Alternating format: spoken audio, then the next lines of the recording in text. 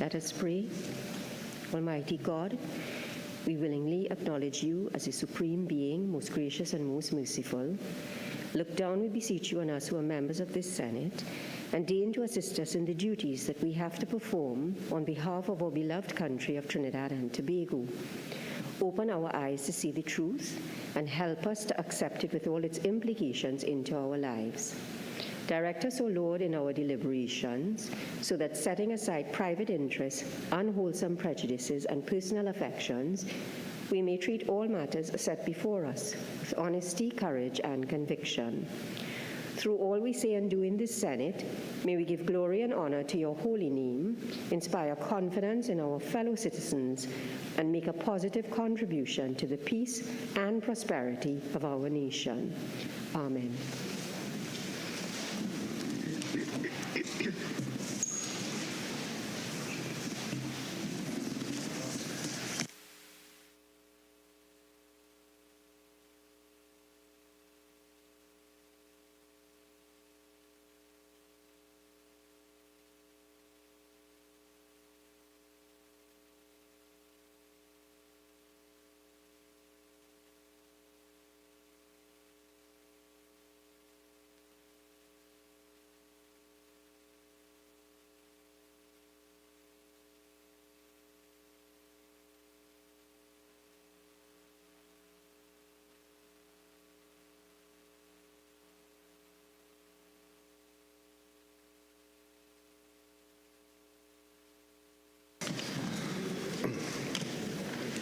Oath or affirmation, announcements by the President.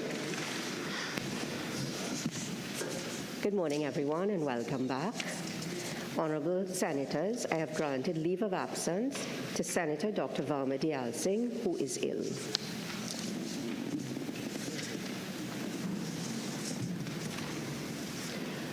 Bills brought from the House of Representatives.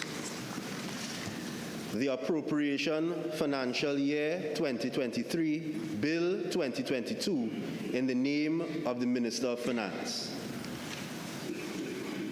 Minister of Finance. Thank you very much, Madam President. In accordance with Standing Order 62(1)B, I beg to move that the next stage of the bill be taken later in the proceedings. Honourable Senators, the question is that the next stage of the bill be taken later in the proceedings. Those in favour say aye. Those against say no. I think the ayes have it. The next stage of the bill will be taken later in the proceedings.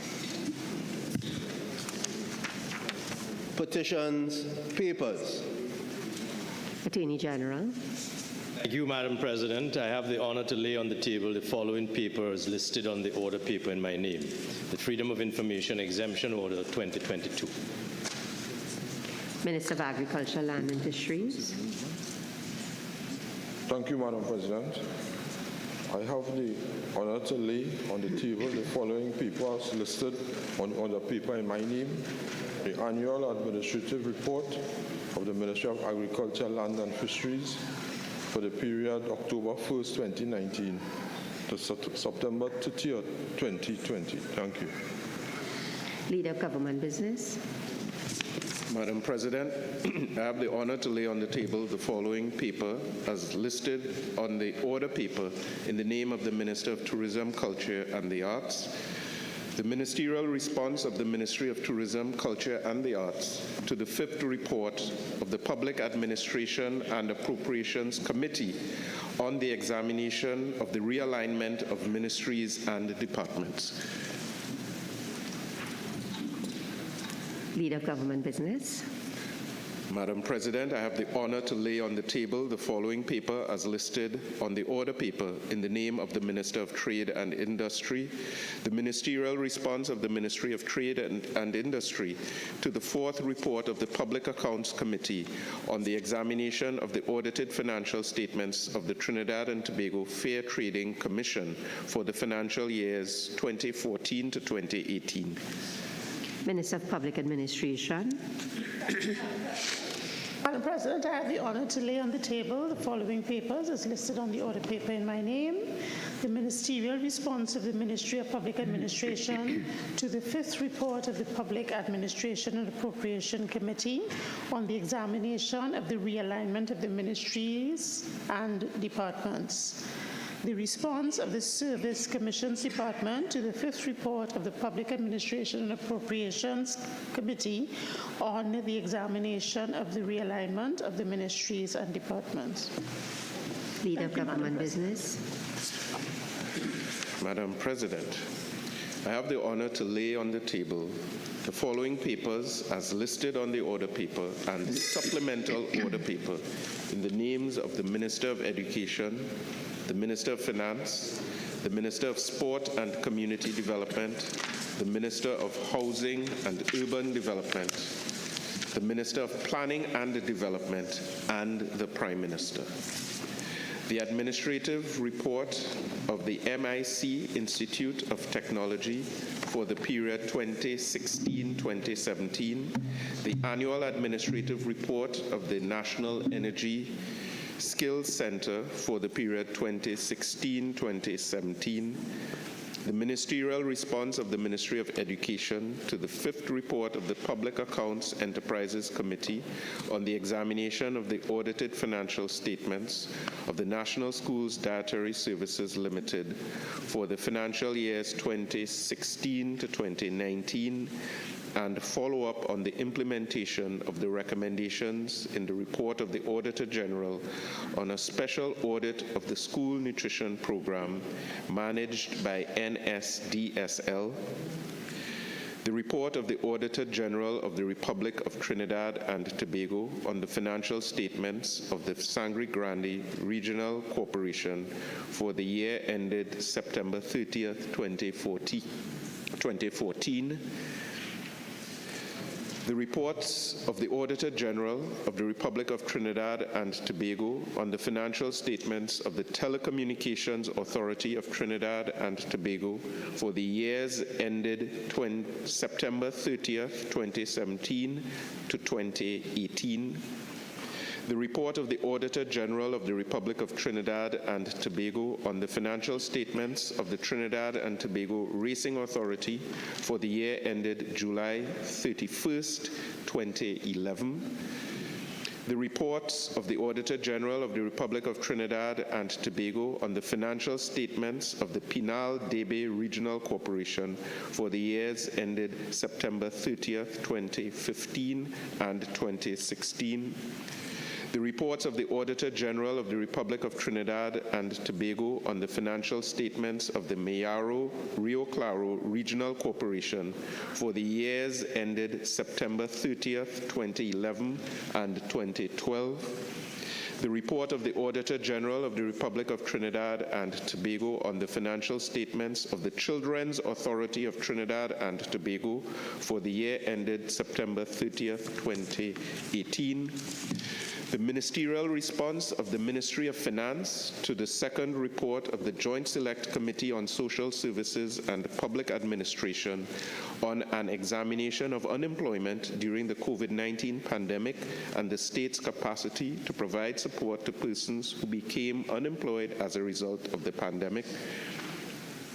The ministerial response of the Ministry of Finance to the 5th report of the Public Accounts Enterprises Committee on the examination of the audited financial statements of the National Schools Dietary Services Limited, NSDSL, for the financial years 2016 to 2019, and follow up on the implementation of the recommendations in the report of the Auditor General on a special audit of the school nutrition program managed by NSDSL, the ministerial response of the Ministry of Sport and Community Development to the 5th report of the Public Administration and Appropriations Committee on the examination of the realignment of ministries and departments, the ministerial response of the Ministry of Housing and Urban Development to the sixth report of the Public Accounts Enterprises Committee on an examination of the audited accounts, balance sheets, and other financial statements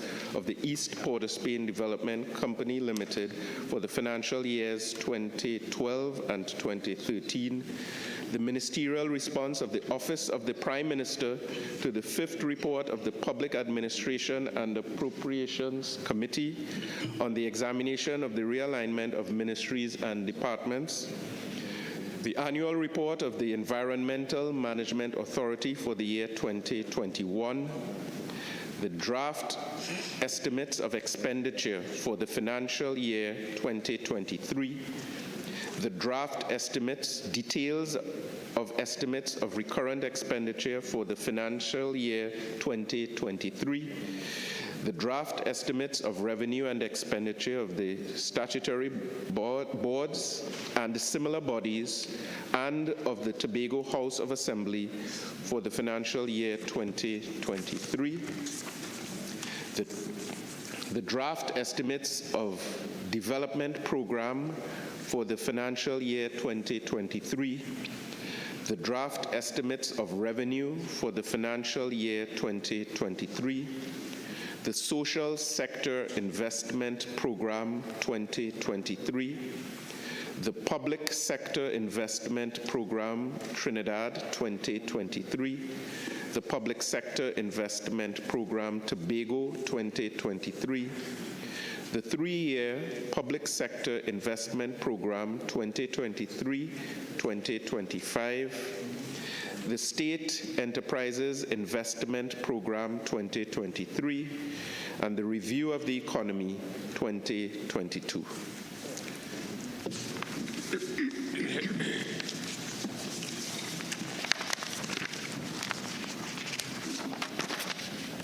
Reports from committees. Aye.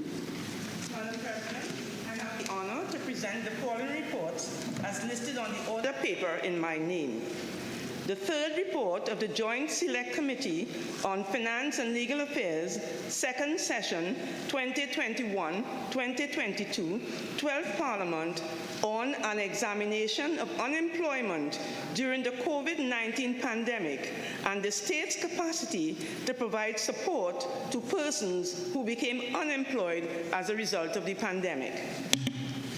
The fourth report of the Joint Select Committee on Finance and Legal Affairs, second session 2021-2022, 12th Parliament, on an inquiry into the efficiency and effectiveness of the Central Statistical Office.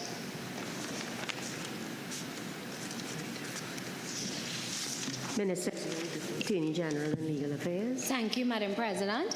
Madam President, I have the honor to present the following report as listed on the order paper in the name of Senator Dr. Varma Diyal Singh. The sixth report of the Joint Select Committee on Local Authorities, Service Commissions and Statutory Authorities, including the THA, second session 2021-2022, 12th Parliament, on an inquiry into the operational efficiency of the Trinidad and Tobago Postal Corporation, TT Post, and the effects of the COVID-19 pandemic on service delivery. Thank you. Senator Richards. Thank you, Madam President. Good morning, colleagues. Madam President, I have the honor to present the following report as listed on the order paper in my name. The third report of the Joint Select Committee on Social Services and Public Administration, second session, 2021-2022, 12th Parliament, on an inquiry into the impact of work from home and alternative work arrangements, policies and initiatives on the public sector's productivity and service delivery. Thank you. Senator Mark. Yes, thank you, Madam President. Madam President, I have the honor to present the following report as listed on the order paper in my name. The sixth report of the Public Accounts Enterprises Committee, second session 2021-2022, 12th Parliament, on an examination of audited accounts, balance sheets, and other financial statements of the East Port of Spain Development Company Limited for the financial years 2012 and 2013. Senator Thompson-Aye. Thank you, Madam President. I have the honor to present the following reports as listed on the order paper, revised in my name. The third report of the Joint Select Committee on Finance and Legal Affairs, second session 2021-2022, 12th Parliament, on an inquiry into the impact of COVID-19 on the micro and small enterprises sector.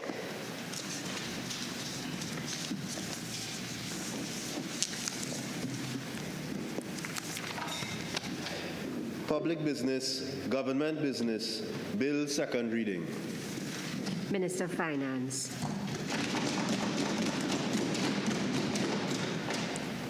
Thank you very much, Madam President.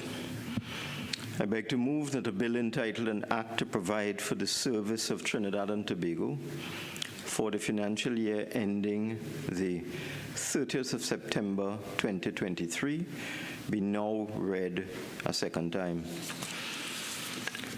Now, Madam President, the bill before the Senate has 3 clauses in a schedule. The schedule gives various heads of expenditure and the amounts to be appropriated to these heads, ranging from head 01, which is the President, to head 82, which is the Ministry of Digital Transformation. Now, the amount to be appropriated is $48 billion,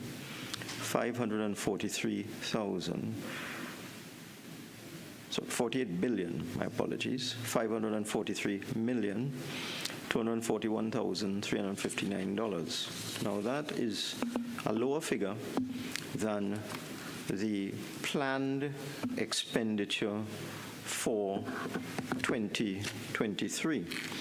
The planned expenditure for 2023, from where we get the fiscal deficit, and I will explain that in a little while, the planned expenditure, Madam President, is in excess of $57 billion.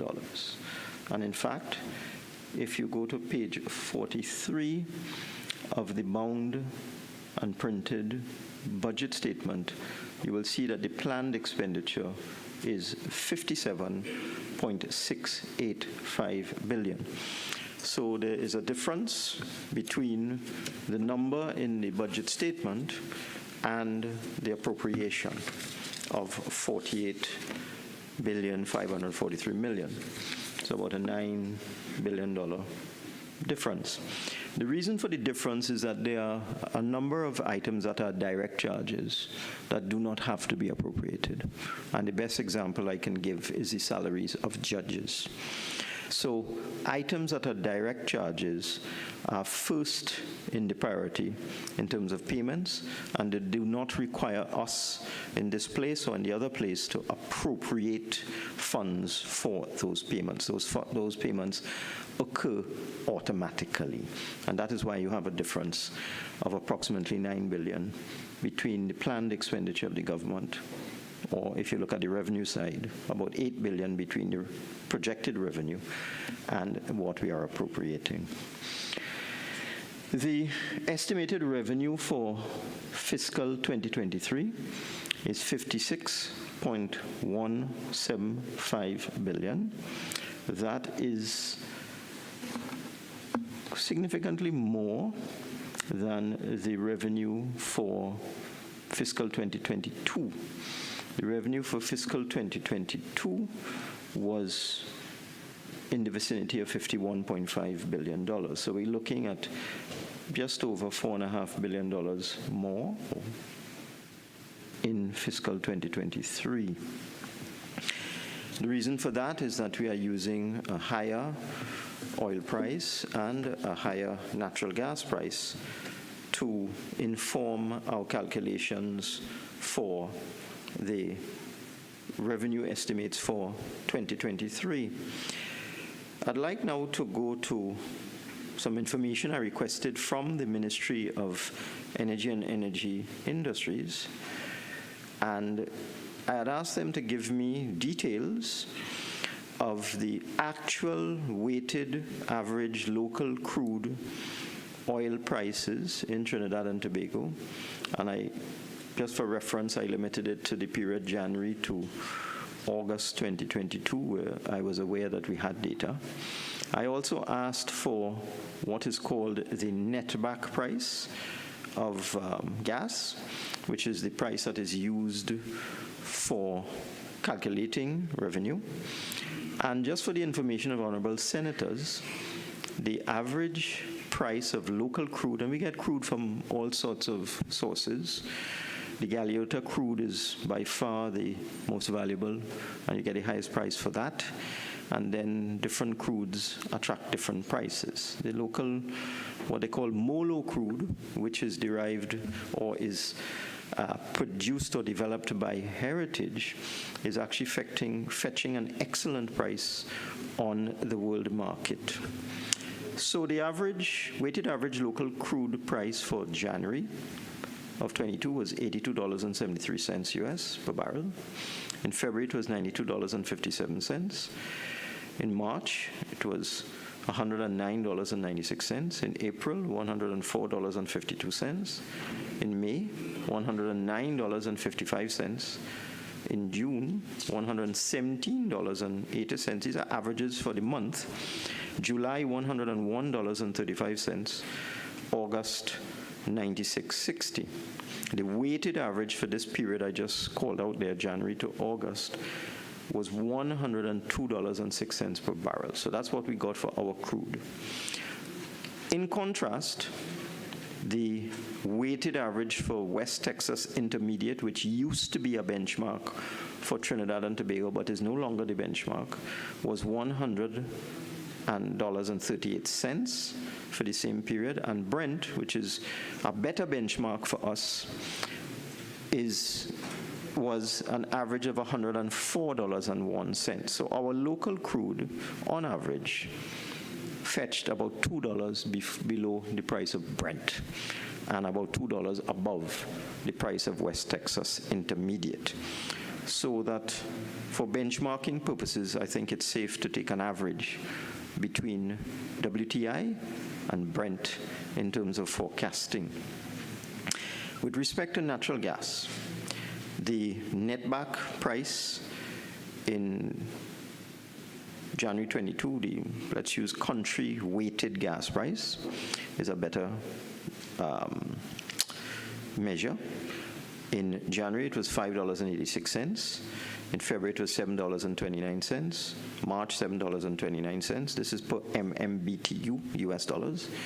April, $8.41 per MMBTU. March, $6.70 per MMBTU. June, $5.88. July, $6.45. August, $7.39. And in September, also quite high. So for the January to August period, the country weighted gas price was $6.85 per MMBTU. Now, these numbers are important because the 2022 budget was predicated on a gas price of an oil price of $65 per barrel and a gas price of $3.75 per MMBTU. As honorable members will realize, the gas price that we actually realized was close to $3 more per MMBTU than we did our estimates. And the oil price was $35 more. So we estimated at 65, and it came in at 100 or a little over 100, 102 actually, $37 more. And we estimated at 375, and it came in at well over $6.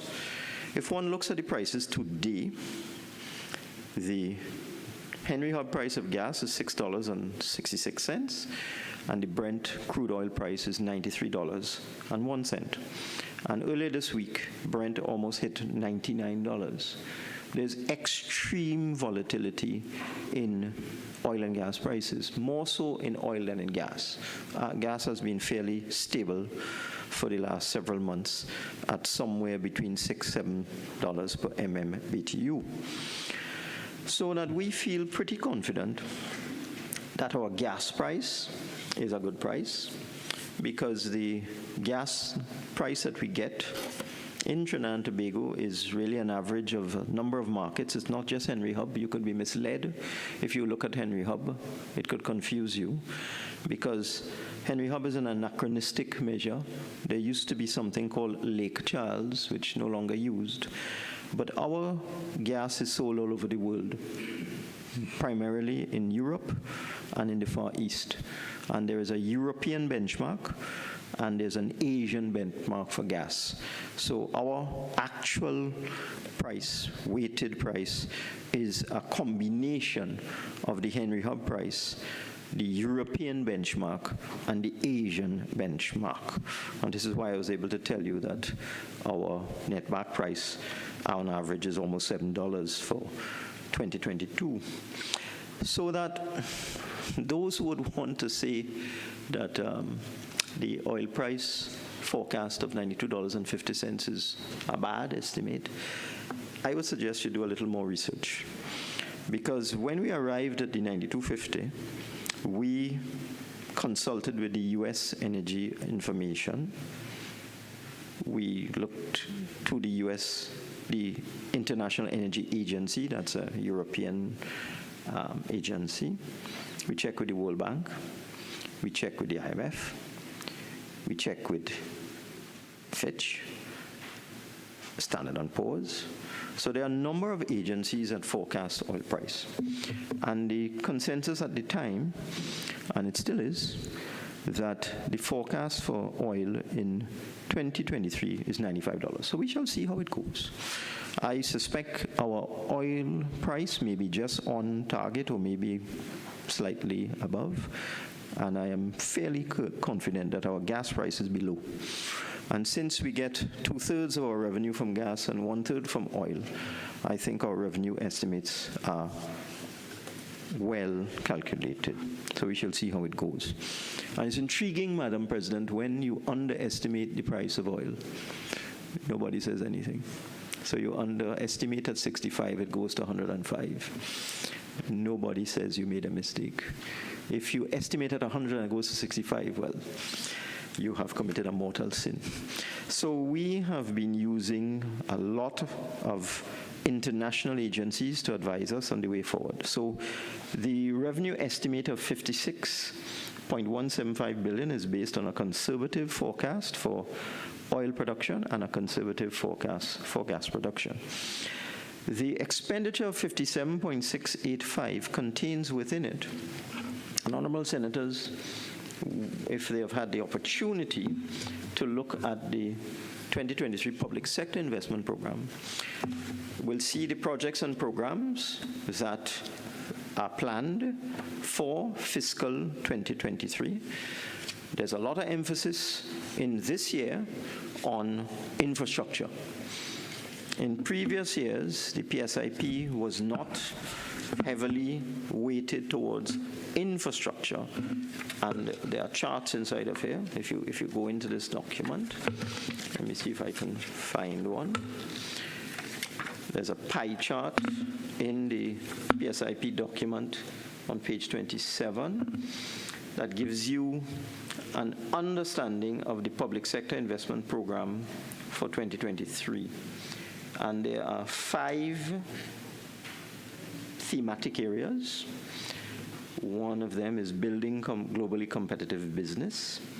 The other is improving productivity through quality infrastructure and transportation. A third one is placing the environment at the center of social and economic development. Fourth, delivering good governance and service. And fifth, putting people first.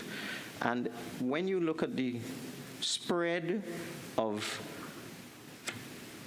proposed expenditure in 2023 in the public sector investment program, you would see that 39% of the 2023 PSIP will be going towards infrastructure development, followed closely by 31% going towards spending money on people, and then 12% on building a globally competitive business, 17% on delivering good governance. The projects in the PSIP are quite significant. In the health sector, I have gone through some of these projects in my budget statement. But in the health sector, for example, we will complete, or we plan to complete, all things going according to plan, the Sangregani Hospital in fiscal 2023, a 106-bed hospital, and will provide a range of services including medical, surgical, trauma, orthopedic, and so on. The 150-bed Arima and 100-bed Point Fortin Hospital already functioning, brand new. The Central Block in Port of Spain, which is a large component of the Port of Spain Hospital, Port of Spain General Hospital, is under construction. It is expected to be completed in 2024, but there will be significant expenditure in 2023, and it is intended to provide acute care, surgical, pharmaceutical, laboratory, diagnostic, ophthalmology, pediatrics, and so on. The San Fernando General Hospital is also being refurbished to provide cardiac services. The new Ministry of Health Administration building is also expected to be completed in 2023. And the plan is to bring all of that ministry's services, units, and departments, and affiliated organizations such as PAHO, Pan American Health Organization, into one building. And when that occurs, when all of these disparate units are all collected and gathered and located at the new building there just by Memorial Park, this will result in a savings of rent of over $12 million per year. So there's a significant development program taking place in the Ministry of Health. In the transportation sector, we would certainly continue in 2023 with expenditure on the major highway programs that are underway. The Point Fortin Highway is expected to be completed and commissioned in 2023, and a number of other road works are expected to continue in 2023. But in 2023, there's be a shift of focus away from just large projects, such as that Point Fortin Highway, towards road rehabilitation and repair. And I can say, Madam President, in addition to the budgetary allocations for the Ministry of Works and Transport in this $57 billion package, the Ministry of Finance has also raised for the Ministry of Works and Transport loan financing through NIPDEC for the Program for Upgrading Roads Efficiency, or PURE, as it is known by its acronym. And we have raised the sum of $250 million for PURE in 2023. We already have an existing facility for PURE, so I would say that the Ministry of Works will have in excess of $300 million available to it in fiscal 2023 for dealing with road repairs, road rehabilitation, repairs of landslips, and so on. So that we do expect a shift in focus from these large signature projects, or let us say a complementary program of road rehabilitation and repair in 2023. Similarly, we have funded the new secondary road improvement company. For those of us who are old enough, There was a secondary roads company many, many years ago, and it, in fact, went beyond its mandate and started to build primary roads. And I do remember a section of the Churchill Roosevelt Highway, I think that's probably when I was in university, so you're talking in the 70s, between Valsayn and a little beyond Macoya. I remember that section of that highway was converted into a dual carriageway by the secondary roads company. So that secondary roads company really was quite sophisticated. It went way beyond secondary roads. We thought as a government that we should separate the functions. The road network is comprised of about 20% of main roads and highways and 80% secondary roads, local roads. And therefore, we felt there should be a specific focus on secondary roads and local roads. So we recreated the secondary roads company with a specific mandate to focus on local roads, neighborhood roads, secondary roads, and so on. We have already capitalized the company. In the last fiscal year, the Ministry of Finance was able to produce checks totaling $100 million, which we have sent to the secondary roads company, which has a board and is now in the process of building out its organization, hiring a CEO and that sort of thing. So they already capitalized to the tune of $100 million.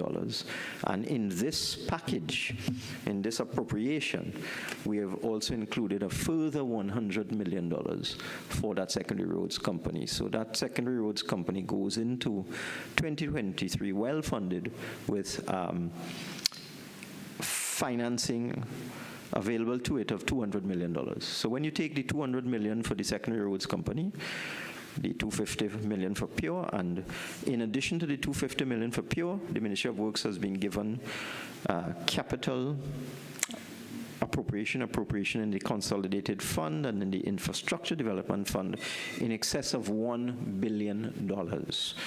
Separate and apart from these funds I've just mentioned, that $1 billion or $1.1 billion, I believe it is, that we are seeking to appropriate for the Ministry of Works and Transport for its development program, separate and apart from its recurrent expenditure, is distinct and separate from the $200 million for the secondary roads company, $250 million for PURE.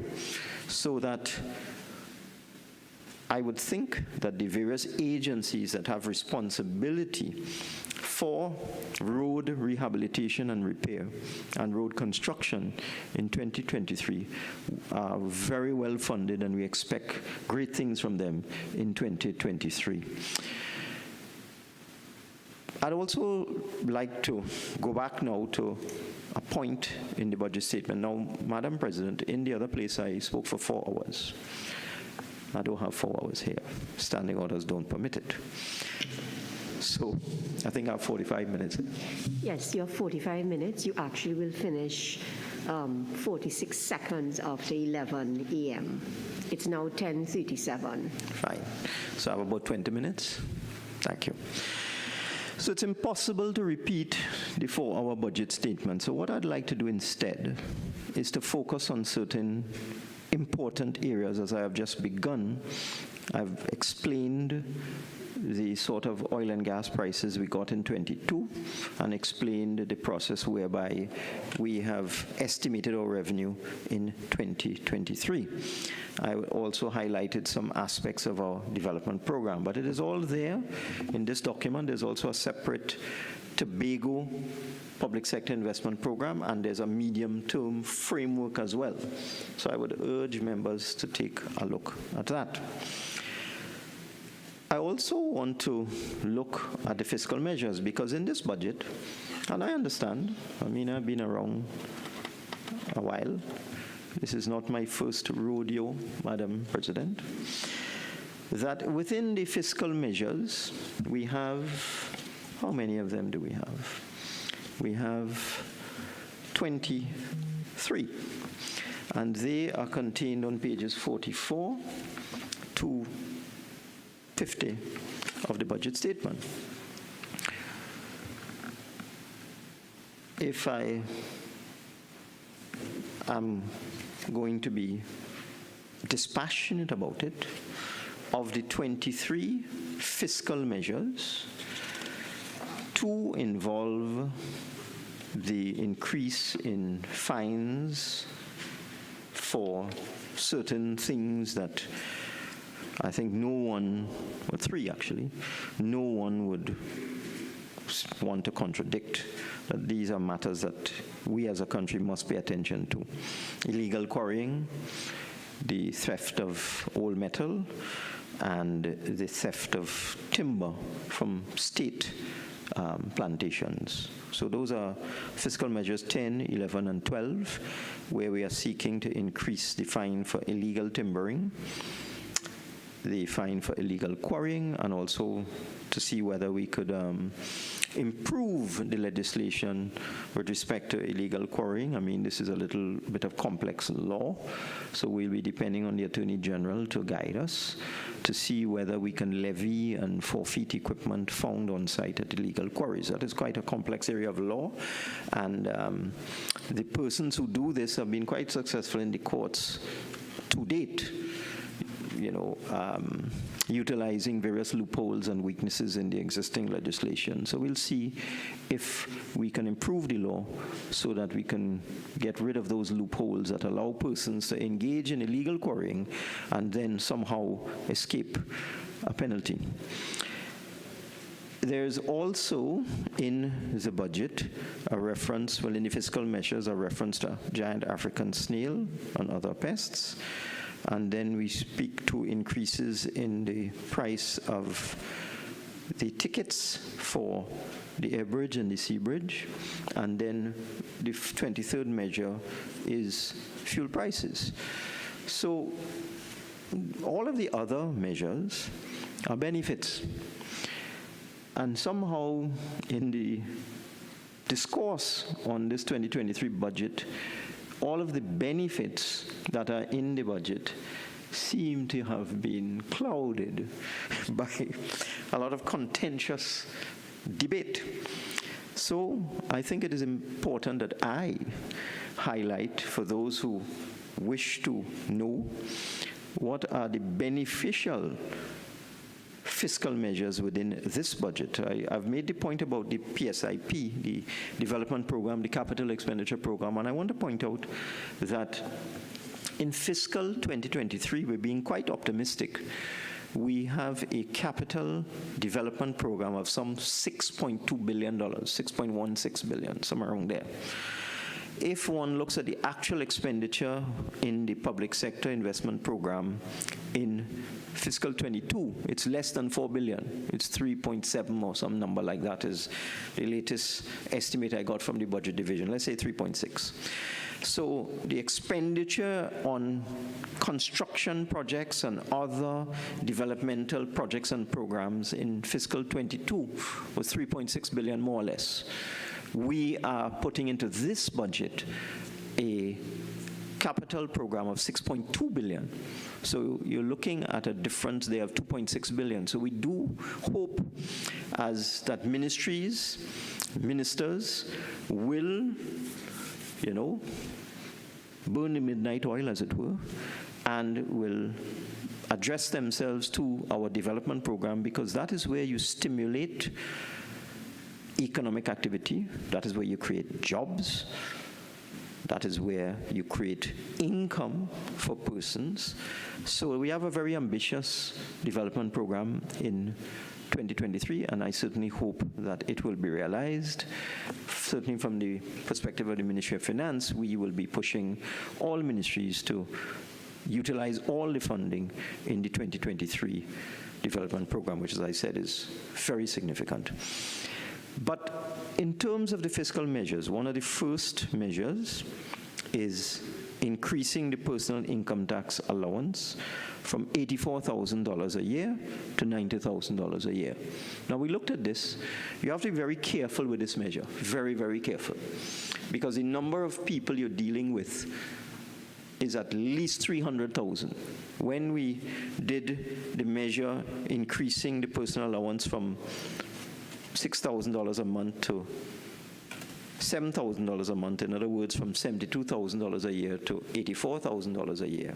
And that is from a previous uplift from $60,000 a year to $72,000 a year. So this is now the third incarnation of the increase in the personal income tax allowance from $5,000 a month to $6,000 a month, $7,000 a month, now $7,500. You have to be very careful with this, because when we were doing the increase from $6,000 a month to $7,000 a month, the information we got from the Board of Inland Revenue is that you're dealing with 300,000 persons at least within the taxpayer group. And the taxpayer group is just over 600,000. So you're looking at half of the persons who are in the PAYE system and pay tax.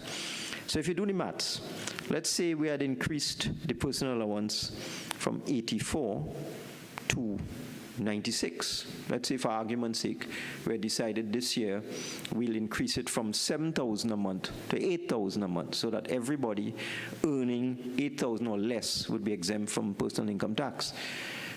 When you multiply that by the 300,000, and it's actually more, because the 300,000 is the cutoff at 7,000. So as you go up, more people are coming into the loop. But let's use the 300,000. You take that 300,000, and you're giving people an additional allowance of $12,000 a year. The loss of revenue is $900 million. $900 million. So as a government, we have to be very, very careful. So that is why we settled on $7,500, which still incurs a loss of tax revenue of $450 million. Now, the theory behind an increase in allowance, which is effectively a lowering of the effective tax rate, because as you raise the allowance, the effective tax rate, which is what, if you take the person's total income and you see what proportion of their income is actually paid in tax, you get the effective tax rate. So that somebody earning, let's say, $9,000 a month in the old system, $2,000 would have been taxable at a rate of 25%, so you're paying $500 a month in tax. And if you look at that in terms of your income of $9,000 a month, then you see your effective tax rate is just about 5 or 6%. Okay? So one has to be very, very careful with these things, because it's huge sums of money you're talking about. But the theory behind increasing the personal allowance and reducing the effective tax rate is that you're putting more disposable income into the hands of consumers, which you expect them to spend, and therefore the multiplier effect comes into play.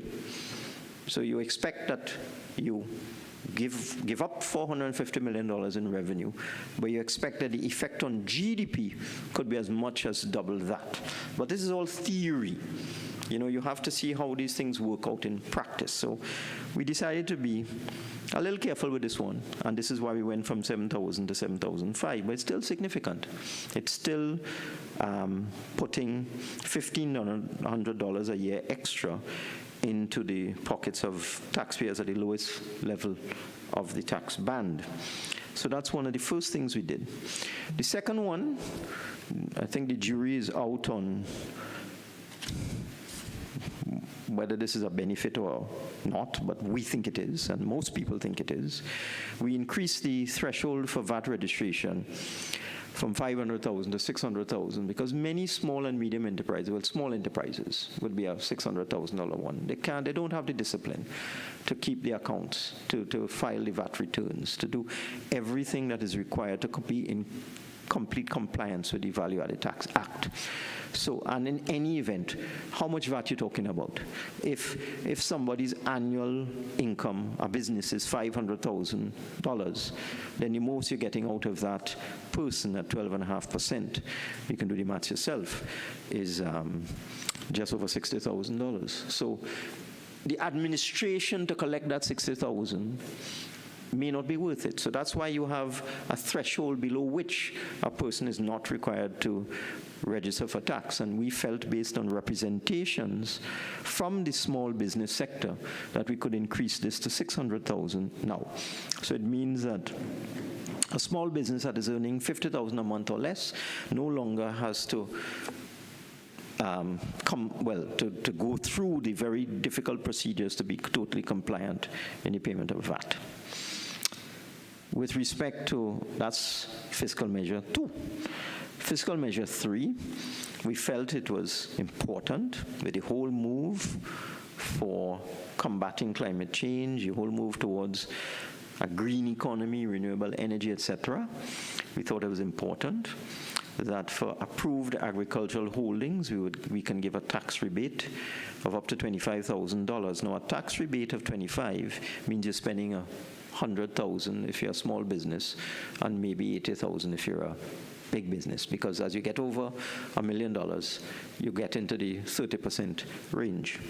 So we felt to encourage farmers and other agricultural producers, agro-processors and so on, to use solar energy for lighting, maybe for energy for the machinery and so on, wind energy, we would give a rebate of $25,000. And that's for approved agricultural holdings. The fourth fiscal measure, this has been a program that has been very, very successful, and that is the subsidy for housing and village improvement. This is a program that began some years ago in the Moruga area, where it was found there were people living in very, very underprivileged circumstances in very unsatisfactory housing board houses. And the whole point behind this housing and village improvement program is to take these rudimentary board houses and convert them into concrete houses. So what you do is that you form a partnership with a property owner. They put in their sweat equity, they will put in some labor.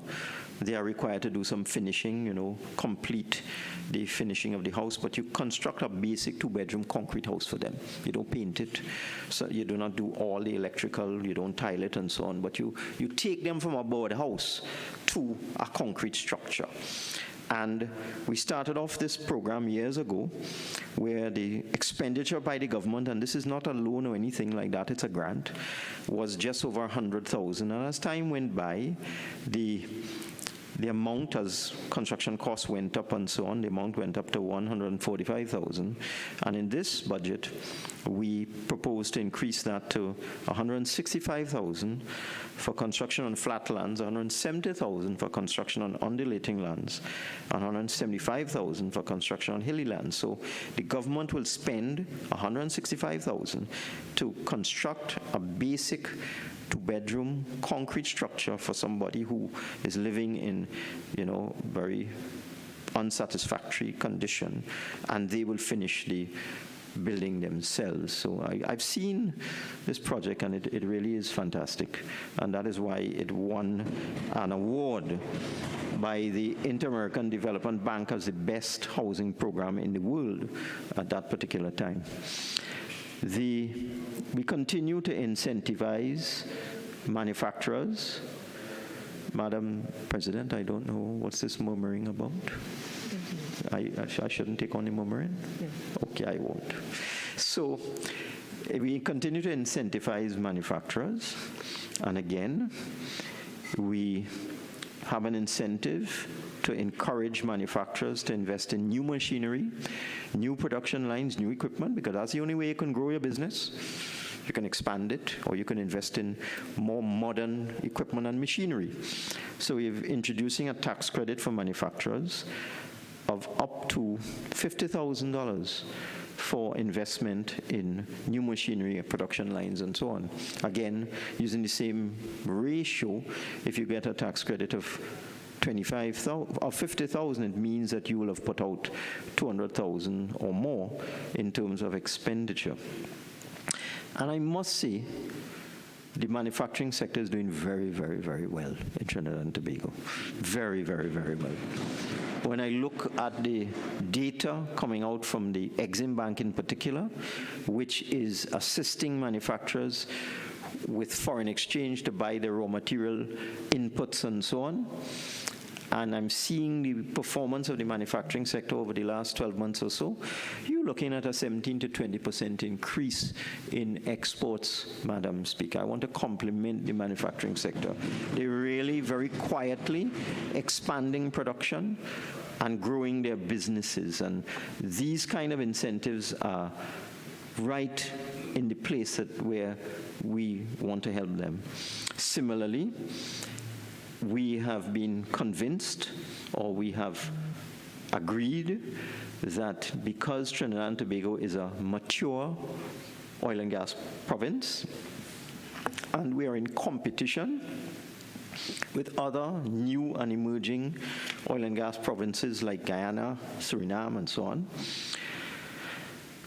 it's not so easy to produce oil and gas in Trinidad and Tobago anymore. It was easy 30, 40 years ago. You just drill a well and the thing comes out. Now you have to use all sorts of secondary recovery techniques like steam infusion, and so on to get our oil out, so that we are no longer a competitive oil and gas province in terms of our taxation regime. I'll give an example. The royalty on oil in Guyana is 2%. No, that's extremely low. The world average is somewhere in the vicinity of 10 to 12. But because they are a new province and they wanted to encourage the oil majors to come there, they agreed on a 2% royalty. Our royalty is 12.5%, which is the world average. So that in order to continue to encourage investment... Minister, you have 5 more minutes. Thank you. I'm almost finished. We've made a number of adjustments to the petroleum tax regime, an investment tax credit for energy companies to stimulate exploration. We've adjusted the supplemental petroleum tax, which has been a bugbear of the industry for some while. They've been clamoring for reductions in the supplemental petroleum tax. We're giving incentives for exploration and production in the deep water. Another very important feature of the budget, which was lost in the noise, is the fact that we intend to introduce a tax amnesty from November the 14th, 2022 to February the 17th. And the purpose of this, Madam President, is that many businesses have come to us and told us that they were so damaged by COVID that they simply couldn't pay their taxes. They had to make decisions as to how they spend their savings and so on. Their income dried up, and they didn't pay their taxes. And even though we gave previous amnesties, they were not able to put their house in order to take advantage of the amnesties. In fact, the last amnesty, I had a number of people coming to me asking me to extend it because they simply hadn't been able to do their audited accounts and so on. So we do believe that this measure will help a lot of small businesses in particular, and that it will generate significant funding for the Treasury. And the last thing I would like to touch on, Madam Speaker, is the government assistance for tuition expenses, the change we've made to GATE. Now, GATE is a program of the PNM. I was the Minister of Tertiary Education in 2004, and I had the privilege to introduce the government assistance for tuition expenses. At that time, the enrollment in tertiary education was somewhere around 11%, and we were able to take it from 2004 at 11% up to over 60% in 2010, which was our target. And after that, because of reduced revenue, we had to cut back. But this year, and how many minutes do I have, Madam Speaker? 2? Thank you. Sorry, Madam President. And this year, we recognize there was a particular cohort of students who really got left out. And that was the group who, for one reason or another, are unable to do a full bachelor's degree at first instance. Maybe they're working, maybe they come from an underprivileged background. In fact, many of them do. So they do the associate degree route or the diploma route and then go on to do the bachelor's degree. And they got caught by the one tuition gate rule. So this year, we decided to change that. It's going to cost us $50 million. We expected to help over 4,000 students who have done a diploma on associate degree and can't get GATE to go on to do engineering or medicine and so on. But we felt this was very, very, very important to allocate $50 million to help those 4,000 underprivileged students. I beg to move, Madam President. Honourable Senators, I shall now propose the question for debate. The question is that a bill entitled, An Act to Provide for the Service of Trinidad and Tobago for the financial year ending on the 30th day of September 2023, be now read a second time. I just want to remind senators that in accordance with Standing Order 43.1, each senator can speak for a maximum of 40 minutes. Senator Mark.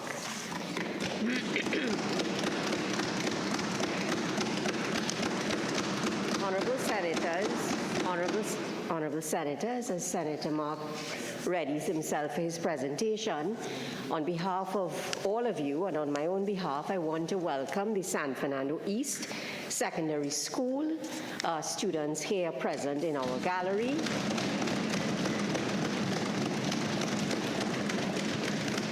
May I also point out that they are members of the Debate and Speech Club, and I'm hoping that when they leave this gallery today, they will be saying that they want to be able to debate like this particular senator or that particular senator. That's such a good impression everyone will be making on them today. Senator Mark.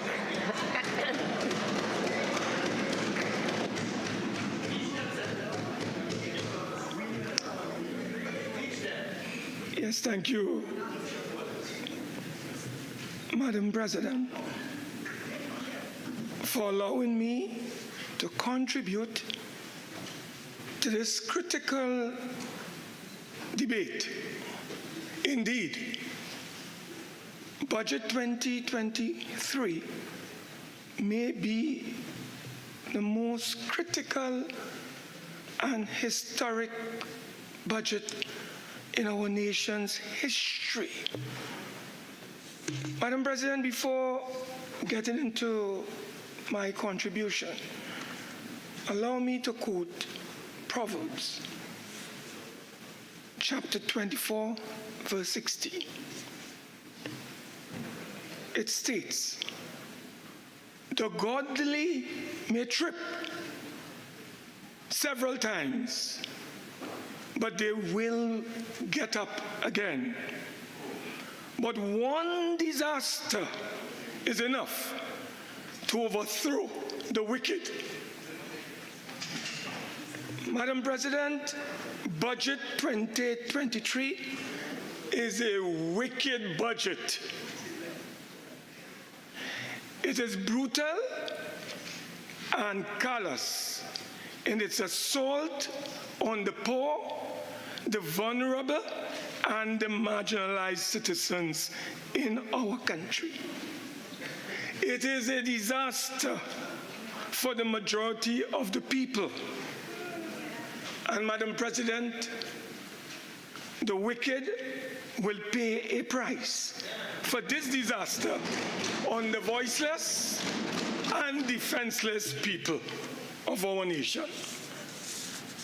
Madam President, the fiscal measures in the budget have only transitioned the continuing increase in the rise of the cost of living.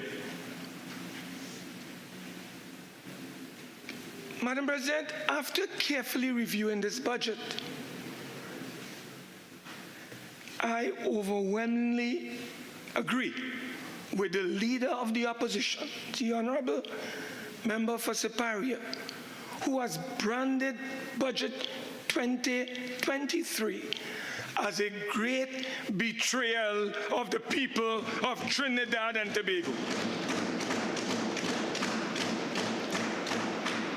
Why does the PNM government brutalize the poor?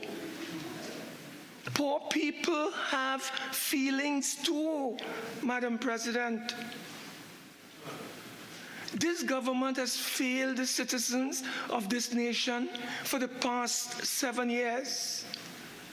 They have failed to create well-paying and productive jobs for the thousands of families they have put on the breadline when they destroyed Petrotrin, the Point Lisa's industrial estate, and the Mittal steel plant.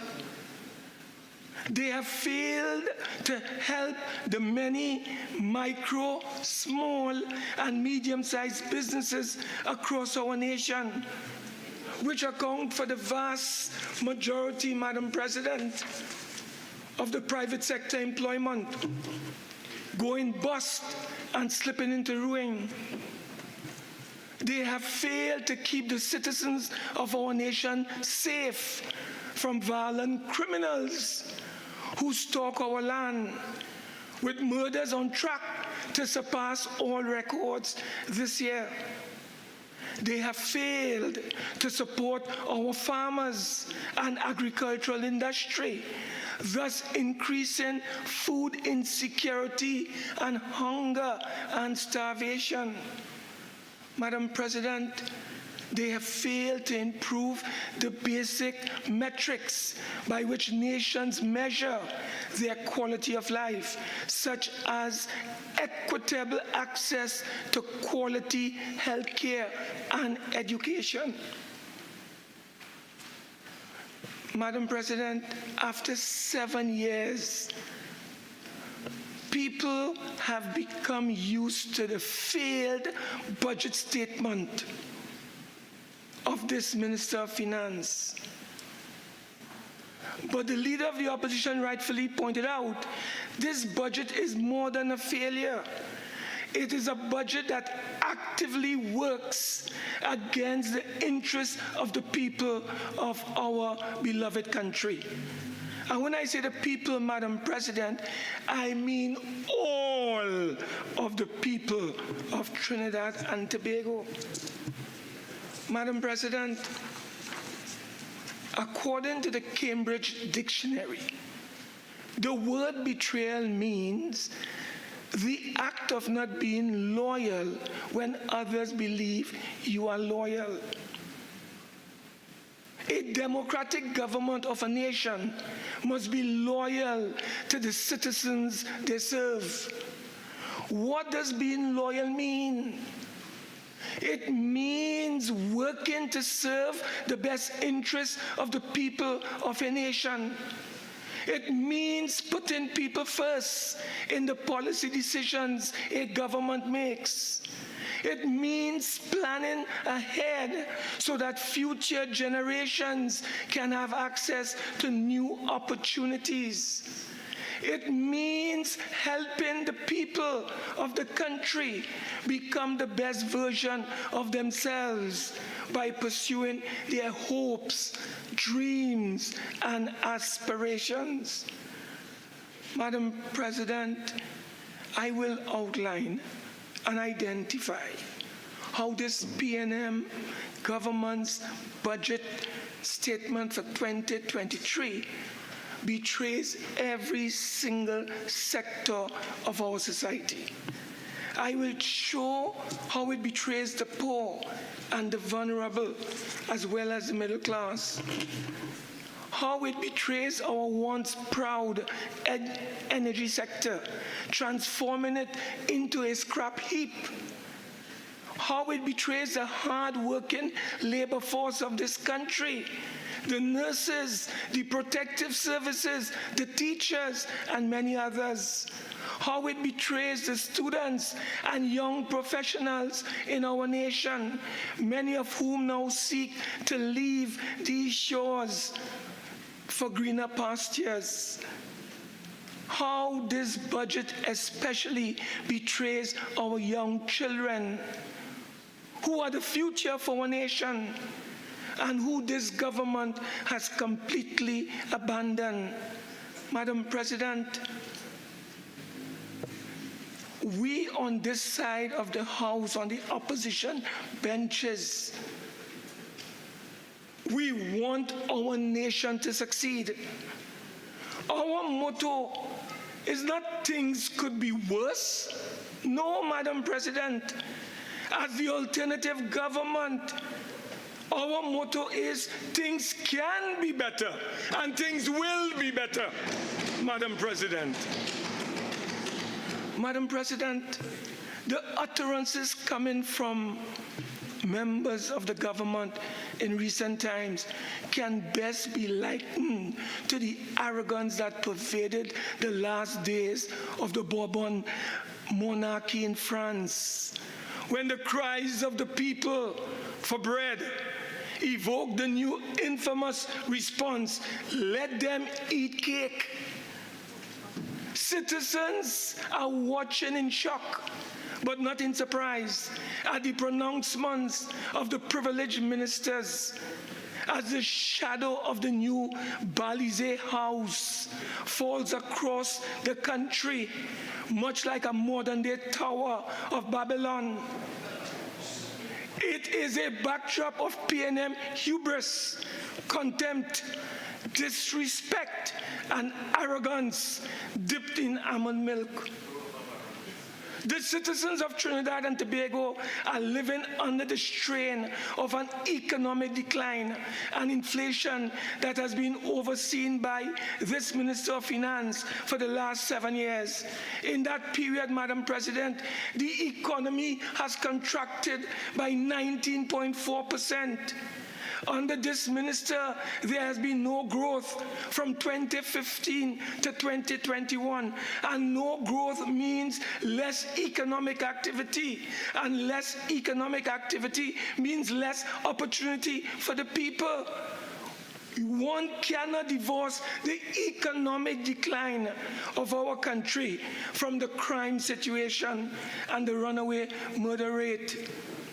The consequence is a brain drain. People are fleeing from the 4 horsemen of the socio-economic apocalypse. Madam President, the signs of the decline are all around. Businesses are buckling, some have closed, and there's growing unemployment. Unemployment is but one side of the equation. According to the CSO, in the first quarter of 2022, the average number of persons with jobs for all sectors was 574,100, or 55.9% of the labor force. In the fourth quarter of 2015, that figure was 621,600, or 60.4% of the labor force. Madam President, our labor force participation rate is falling. It is the lowest in the Caribbean at this time. Where are these people living who have dropped out of the labor force? What is their gender? What are their ages, Madam President? Against this backdrop, the government continues to misguide the country and misrepresent the true position of our economy. The latest come from the Minister of Trade and Industry, who declares that business is booming. Where? Let us know. This follows on the heels of the Minister of Finance, who prefers to use nominal GDP to describe the economy, when any A-level student of economics would tell you, Madam President, that real GDP is the accepted measuring stick to gauge the economic health of nations. The reliance on nominal GDP helps this failed minister create a deception that suits his political narrative. It reminds us of one of his budget performances where he crowed, "I can see clearly now, the rain has gone." This minister, who has dared the people of Trinidad and Tobago to riot as he raises fuel prices not once, not twice, not 3 times in 7 years, but 6 times, Madam President. And while all of the reasonable leaders of CARICOM are seeking to reduce the economic hardship on their citizens, this Minister of Finance is turning up the heat on our population. Like his almond milk drinking colleagues, he is completely out of touch with reality, disconnected completely from the people. Madam President, then we have the Minister of Energy, who paints a glowing picture of the energy sector that is a shadow of itself in 2015, and then says the UNC created a mess. When the UNC left office, Madam President, every plant in Point Lisas was operational. Every LNG train was operational, and the refinery was up and running and functioning. The minister says the UNC left a debt at NGC of US $1.2 billion, which he says, Madam President, he settled.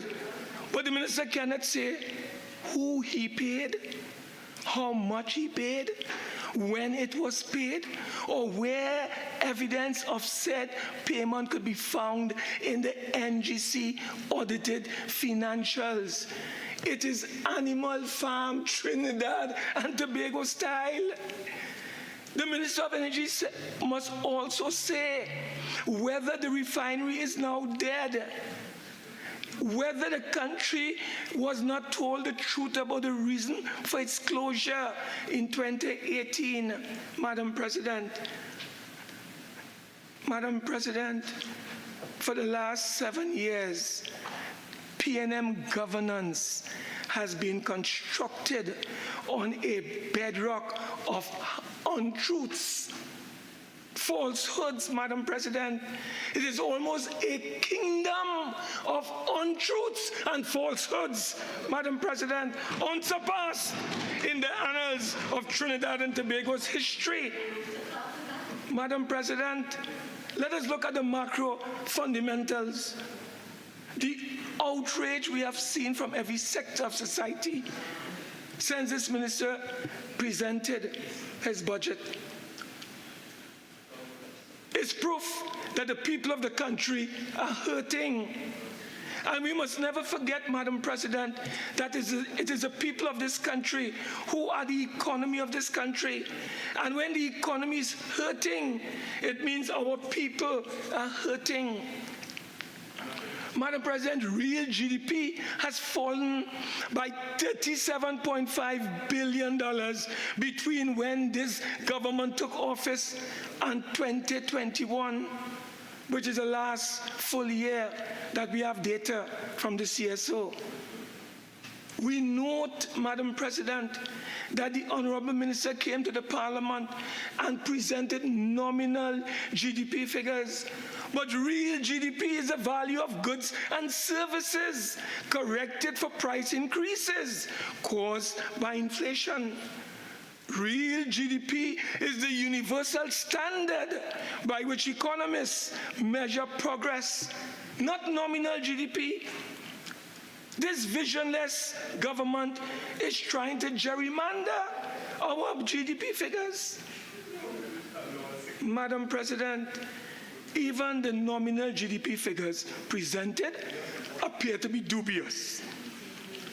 The Minister of Finance claims that in 2022, the nominal GDP will increase to $190 billion. But he has provided no source of this projection. It appears as if he simply pulled it out of thin air, Madam President. Madam President, the review of the economy 2022 paints a truly horrific picture of the reality of our economy.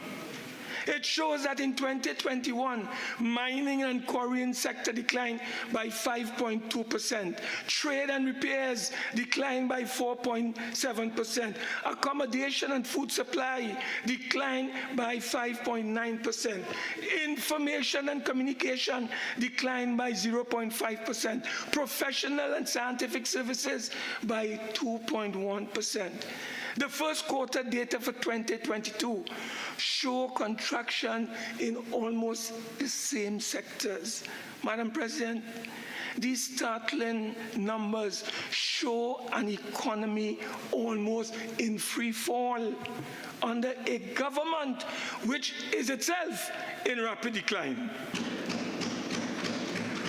Madam President, the silent catastrophe occurring in the country today has to do with unemployment. Even before the COVID-19 pandemic, you could have seen the signs of unemployment rising. Yet we have no reliable data on the number of persons who are jobless. And worse, there appears to be no urgency on the part of this government to determine the extent of unemployment. Madam President, what we do know is that in 2020, contributions to the NIB declined with approximately 113,000 persons no longer contributing to the fund.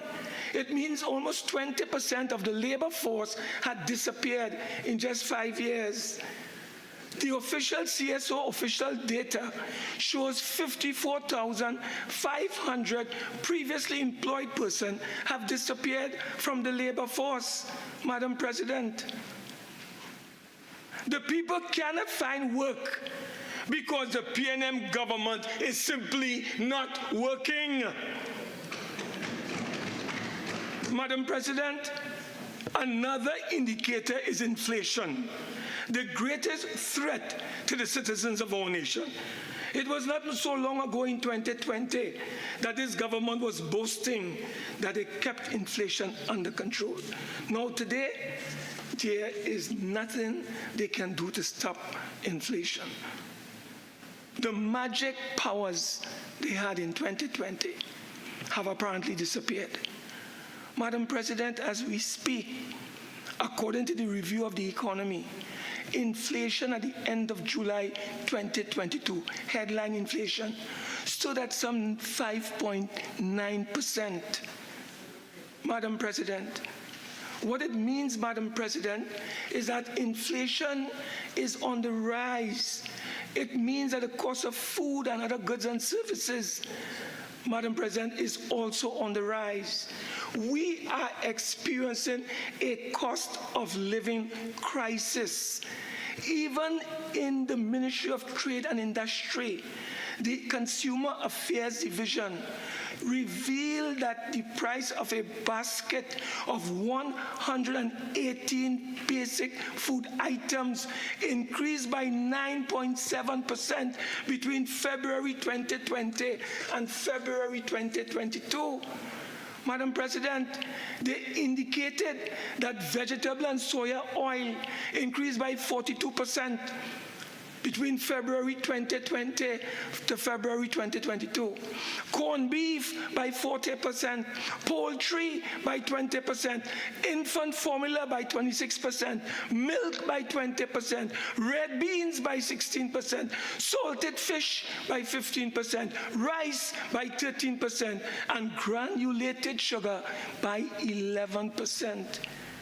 This government wants people to cook their food on coal pots. But at this rate, the government, Madam President, ordinary people cannot even afford to buy anything to cook, much less to cook on coal pot. Madam President, these are not luxury food items. They are basic food items that families depend on.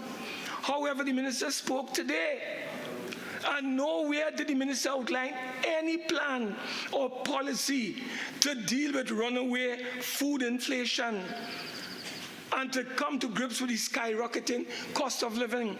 Madam President, the cost of living is wreaking havoc on the elderly, the poor, the working class, the urban poor, rural communities, pensioners, and minimum wages workers.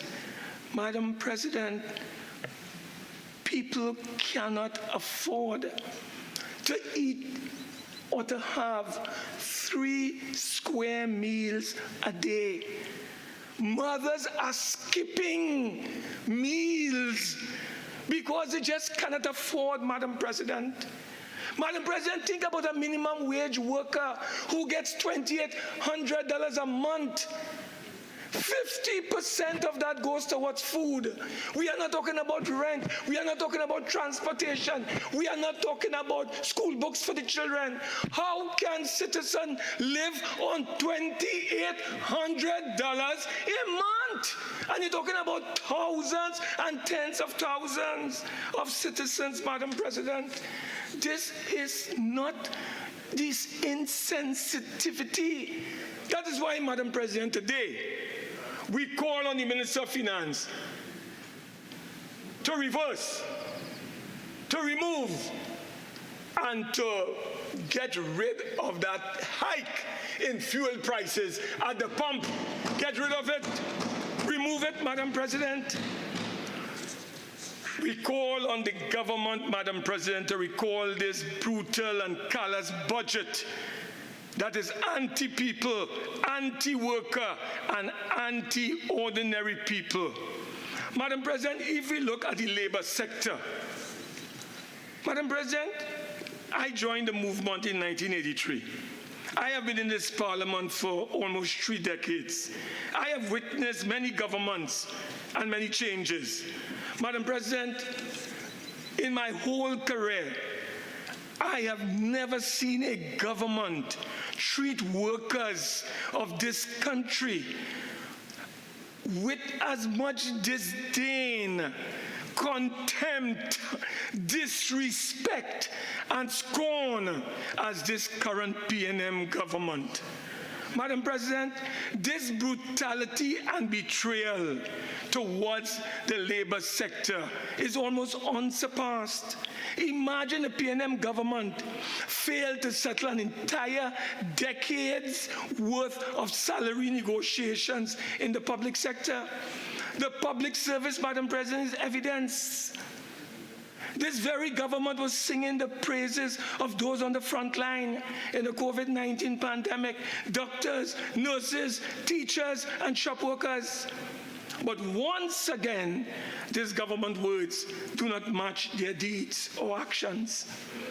Madam President, for decades, this government has dragged its feet, or their feet, barely lifting a finger to try and work with the unions to improve the lives of workers, citizens of our nations.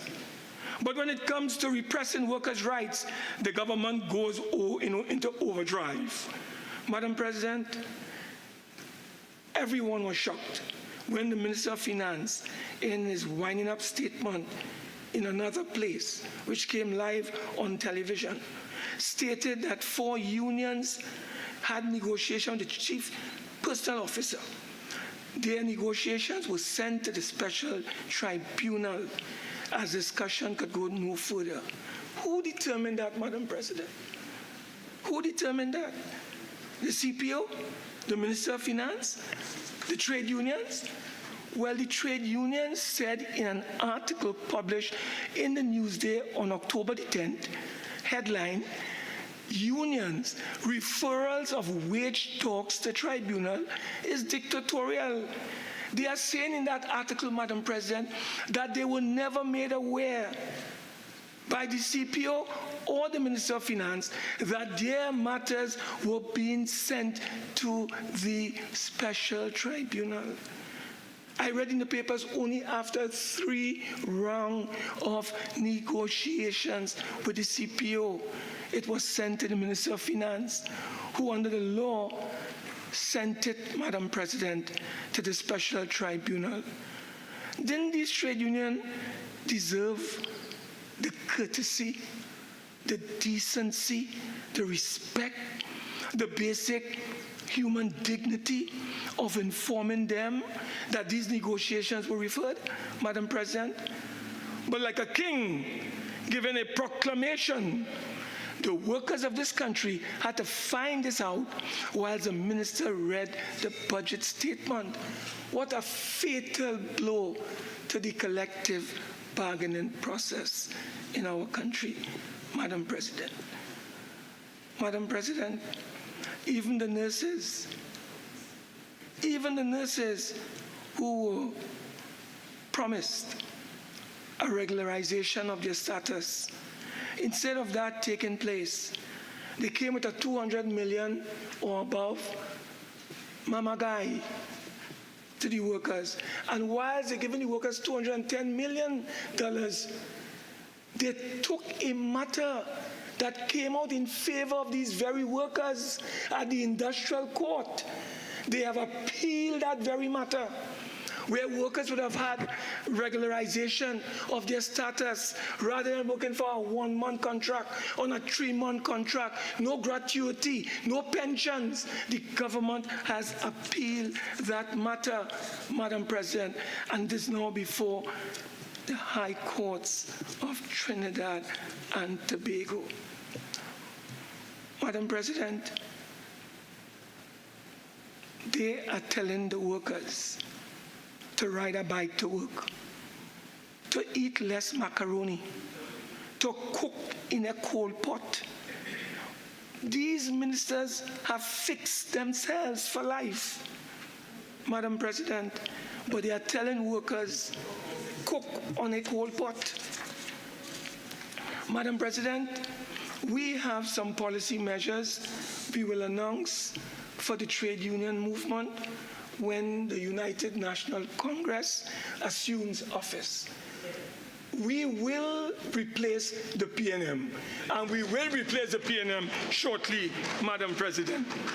Madam President, look, let me just look briefly, Madam President, again at this energy sector. Madam President, the energy sector is the heart of our economy. The once beating heart that this government ripped out of the chest of our nation. Madam President, the catastrophic destruction of our energy sector will be the scar of our nation, will forever bear. The transformation of our once proud oil belt into a scrap iron heap, Madam President, is the eternal legacy of this government's. Madam President, for the first time in our history, whilst the world is experiencing a boom in oil and gas prices, we cannot benefit. And the reason why we cannot benefit, Madam President, is because the government chose to shut down Petrotrin and its refinery. Madam President, look what is happening to the energy sector. According to the CSO, refining fell by 12.1%, natural gas exploration and extraction by 5.5%, condensate extraction by 4.5%, petroleum and natural gas distribution by 0.5%. And for the first quarter of 2022, the energy sector has declined by 5.2%. Madam President, the history is clear. From 2016 to 2022, the energy sector has been in continuous decline from 2016 to 2021.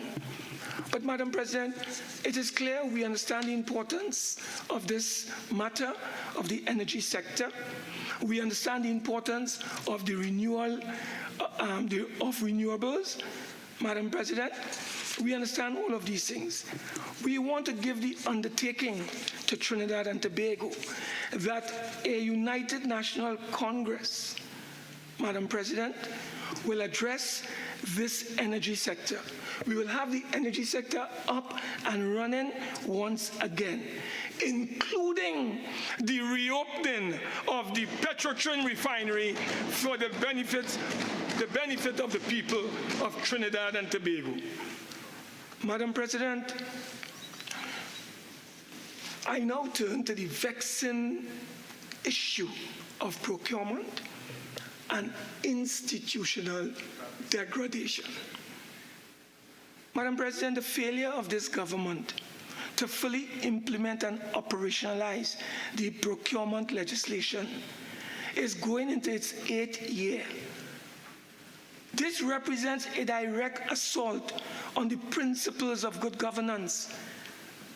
This is manifested in the lack of accountability, transparency, value for money, integrity, and the institutionalization of local content.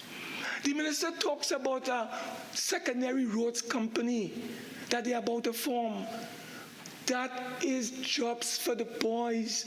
Madam President, we do not have an independent oversight mechanism or machinery to deal with the awarding of contracts in this country. Madam President, you know what has happened? This lack of a procurement of procurement legislation has literally resulted in the reallocation and the redistribution of wealth and income in favor of a tiny minority. They are the chief beneficiaries of all these contracts. Mr. Munila Lalchan has estimated that we lose $5.3 billion every year because of our failure to implement and operationalize the procurement law. Madam President, this is the 8th year we are going into. That is almost $40 billion that we may have lost to corruption, bribes, and kickbacks. Yet still the government cannot find $1.2 billion to support our citizens so we can keep the price of gas down at the pump. But they are turning a blind eye to $40 billion being misappropriated over the last 8 years. Madam President, that is unfair. These awards of contracts are being allocated to a tiny minority, Madam President.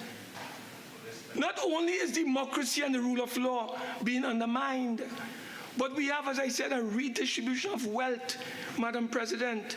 This is generating a lopsided economic model of development. Senator Mark, you have 5 more minutes. Yes, Madam President. And its inevitable social ills and challenges.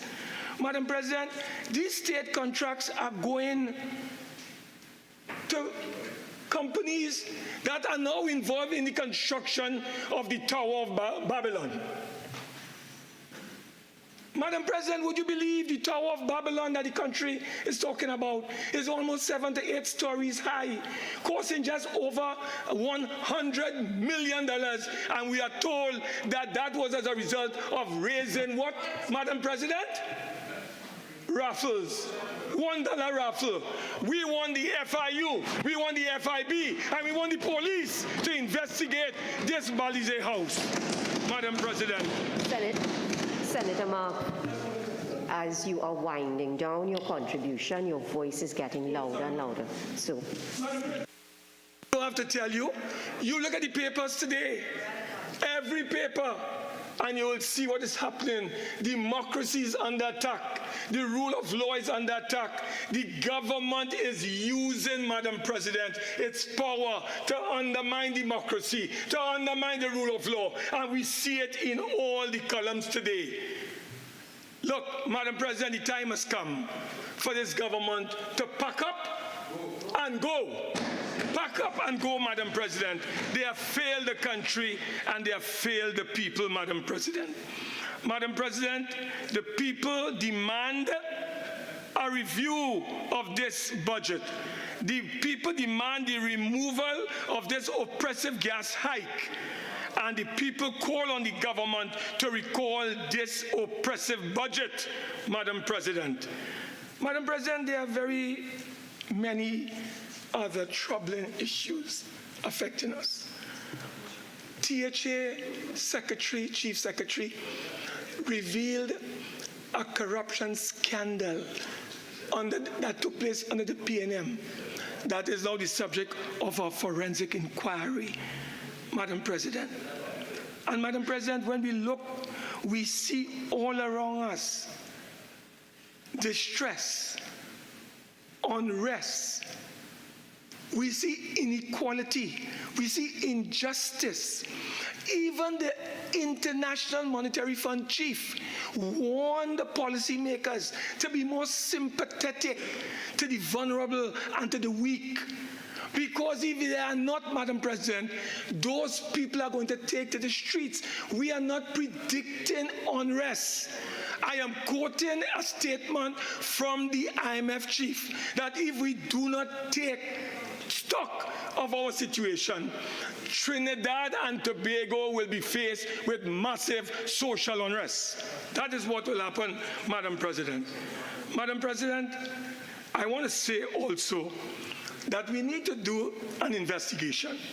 I have called on the head of state, the head of government, to tell this country if he is the owner of a 5-story apartment block in Tobago. It is at a place called Forest Hills, formerly Land 8. It was built by the Warner Company. I call on the Prime Minister to tell this country if he has ownership or knowledge of a 5-apartment, multi-family residential complex on the hills called Forest Hills, formerly known as Land 8. We need clarification from the Prime Minister on this matter, Madam President, because we need to really investigate Warner, and we need to investigate the Prime Minister on this matter once he is able to clear the air on it. Senator Mark, I will ask you to withdraw that last statement. I withdraw, Madam President. Madam President, I have come here today to warn the people that they are facing political enslavement by this PNM government. Their country, their democracy, the rule of law, their cherished human rights and freedom are under attack, under assault, and we need to stop this government. The people must stand up. The people must defend their rights. The people must rise up in defense of democracy and in defense of the rule of law in Trinidad and Tobago. Madam President, in closing, let me remind you of a statement made by Mahatma Gandhi. Mahatma Gandhi said, and I quote, "When I despair, I remember that all through history, the way of truth and love have always won. There have been tyrants and murderers." Senator Mark. And for a time. No, Senator Mark, your time is up. Thank you very much, Madam President. Senator Deonarine.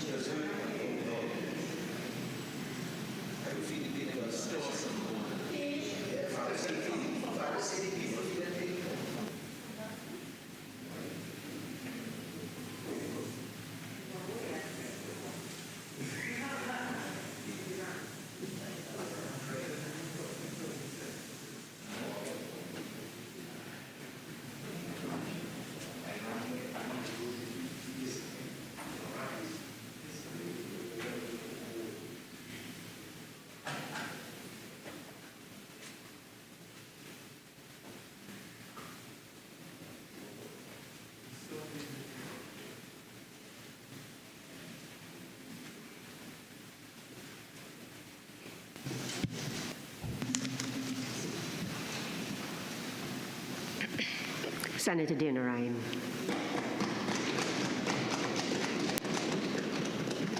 Thank you, Madam President, for the opportunity to contribute to this debate.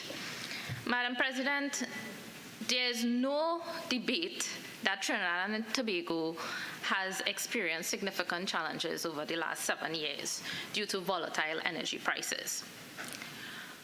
Public revenues declined from a high of $58 billion in 2013 to $36 billion in 2017. So in the space of 3 fiscal years, Madam President, the country lost almost $22 billion in revenue, while the average annual total import bill ranged between $50 and $16 billion, and average annual recurrent expenditure ranged between $45 to $50 billion. And then the pandemic struck in 2020 and further exacerbated the situation. Now, due to the poor state of revenues, the country simply did not have the fiscal space to sustain a high level of public spending. Therefore, there was no choice but to continue the pattern of running a fiscal deficit as was started in 2010. The fact is that, Madam President, Trinidad and Tobago has been running a budget deficit since 2010. And with the volatilities in the energy sector, since 2015, the country's vulnerabilities were exposed and hard decisions had to be made. So we were caught in a position where we were basically living beyond our means. So there was no choice to engage in a cut in expenditure between the years of 2015 to 2018 of around $9 billion. There was no choice but to increase borrowing, implement policies to curb import demand, rationalize state enterprises. So it is important to note, Madam President, that all this was able to be done or implemented because Trinidad and Tobago had extremely large, still have, but at that point in time, had extremely large buffers in the Heritage and Stabilization Fund and reserves in the net official reserves to help the Trinidad and Tobago economy buffer itself from these stormy periods. Now, Madam President, the global energy market is currently in turmoil due to geopolitical tensions, sanctions on Russia, and while worrisome for commodity important countries, it is a blessing in disguise for Trinidad and Tobago. The improvements in government revenues and the narrowing of the fiscal deficit that we are experiencing that we projected to experience in fiscal 2023 is as a result of an upside scenario taking place. An upside scenario in the sense that the energy prices have rebounded, that has turned around our situation. So, domestically, the macroeconomic indicators and fiscal accounts are showing signs of improvements, Madam President. We are projected to experience real economic growth between 2022 to 2024. The Minister of Finance is forecasting a downward trajectory to the debt to GDP ratio. And actually, a positive debt stabilizing indicator is that we are actually going to record a primary surplus in this fiscal year. That is the end of fiscal 2022. And if projections turn out to be as the Minister of Finance has predicted, then we will continue to do so at the end of fiscal 2023. The current account balance is expected to be record a surplus, and inflation, although high compared to recent years, is still expected to remain well below the international levels that our international counterparts are experiencing, and that is primarily due to our exchange rate remaining stable, that it is able to anchor inflation in Trinidad and Tobago. However, we are not immune from inflation, rising inflation internationally. We still need to keep a watchful eye on it because we continue to have a very high food import bill that ranges around $5.6 billion annually. But all these positive indicators, Madam President, and I forgot to mention, there's even some non-energy sectors in the economy experiencing real year-on-year growth. Now, Madam President, does all these favorable indicators indicate that we are no longer in the deep waters? Could we now breathe a sigh of relief? I would say not quite yet. Though we are experiencing recovery and projected to experience real growth within the next 2 years, including this year, the economy's capacity to withstand another negative shock is far less now than it was prior to the pandemic. Now, when I read the budget statement, the Minister of Finance, in his statement, did acknowledge that there are downside risks that they are aware of. And if these downside risks prevail, Madam President, we suffer a negative shock to energy prices. We will revert to a situation of a wider fiscal deficit, a debt to GDP trajectory that will take another U-turn, and there will be limited monetary policy flexibility due to our exchange rate policy. So in some instances, if inflation is to get out of control, the central bank may very well be put in a position where they have to raise interest rates, and this could be detrimental for the small, micro, and medium enterprises, especially the non-energy sector in Trinidad and Tobago. So, and Madam President, it is important to note with respect to the non-energy sector, despite the country recording a primary surplus, we are still recording a non-energy sector primary deficit at around 10% of GDP. While there are positive signs of growth on several of the non-energy sectors, the balance of trade surplus, that is exports minus imports, that we are recording in the food and beverage sector, non-petrochemical manufacturing sector is still negligible compared to total exports.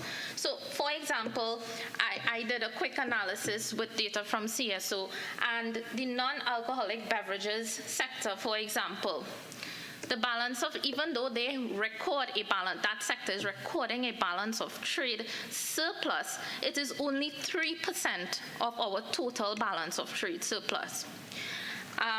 Glassware, for example, it is 1% of our total balance of trade surplus. Preserved fruit, less than 1% of our balance of trade surplus. So the non-energy sector revenues, while it is improving, it is still at risk of being very volatile, even more volatile than the energy sector should the downside risks prevail. But so I would say, Madam President, that this windfall is largely temporary and could disappear if the world economy goes into a recession or even a slowdown. Now, why am I talking about these downside risks? Madam President, the World Economic Outlook by the IMF just yesterday revised their World Economic Outlook figures downwards for 2023 because the three largest economies in the world, China, the US, and the Euro area, is forecasted to go into recession, not recession, into great economic slowdown in 2023. And this brings me to the price of oil and gas. Now, I heard what the Minister of Finance said with respect to the price of oil and gas. I understand what he is saying, but I would have preferred to err on the side of caution. And why I say err on the side of caution is, I too did my research. I looked at World Bank estimates, I looked at the IEA estimates, and even IMF World Economic Outlook updated their projections. And for next year, for 2023, the price of oil is forecasted to be around $85 a barrel. And you know, Madam President, while I was listening to the debate in the other place in the House of Representatives, I heard the Honorable Prime Minister in his contribution alluded to the fact that the budget revenue is one based on the most optimistic outlook. So I feel like we have based this budget on a price of oil that is all the way up to the maximum price that way it could be. So I would leave that there, Madam President. So the Minister of Finance did indicate that he will be continuing fiscal consolidation. Mr. Vice President, my apologies. And I agree, yes, medium-term fiscal consolidation needs to continue to reduce public debt and rebuild buffers, while we create room for essential capital expenditure, which is, and I acknowledge the increase in the PSIP allocation of around $6 billion and $6.2 billion, and improving the targeting of social programs. Now, while the debt to GDP ratio is declining on one end, debt servicing is increasing considerably. Now, and this is as a result of the efforts over the past couple years to soften the impact of the pandemic.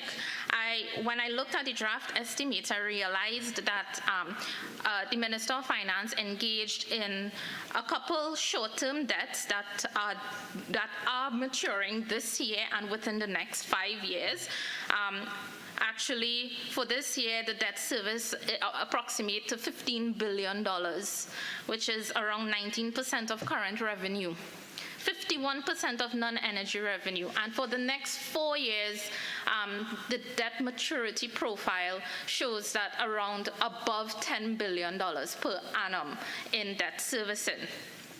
So, while most of the elements of debt dynamics, which is inflation, growth, the exchange rate, and primary balance, are treading towards a debt stabilizing path, we need to recognize and we need to keep a very watchful eye on the rate of growth of the stock of debt. It can easily gain momentum, and there is danger in debt momentum. So more debt means more vulnerability. So any downgrades to the growth projections on account of a global slowdown, spillover effects happening in Trinidad and Tobago can quickly alter the course.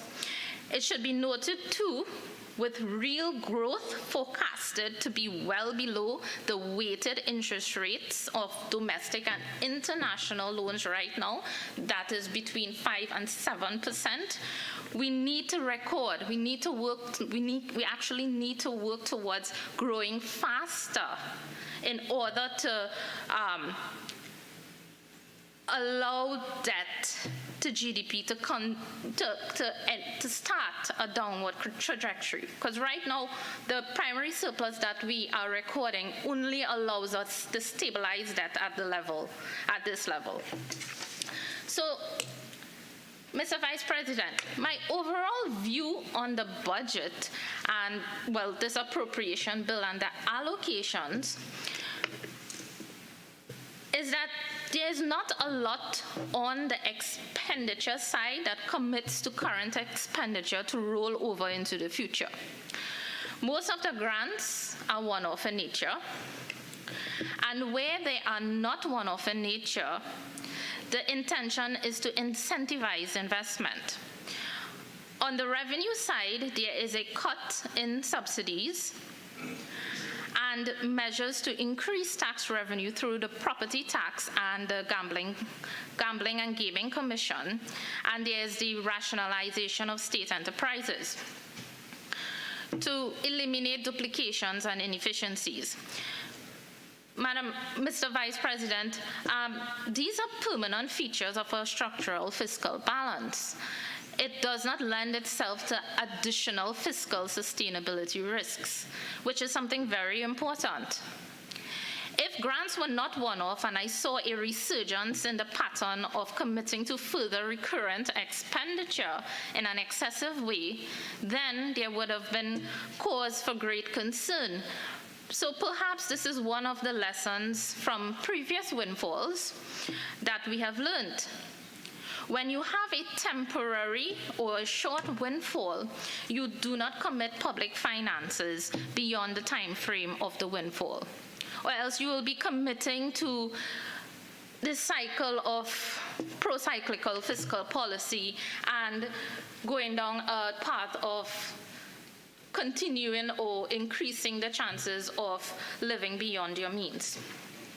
So, Mr. Vice President, there is one issue that I want to flag, and I have been monitoring closely the tax incentives, tax breaks, and so on that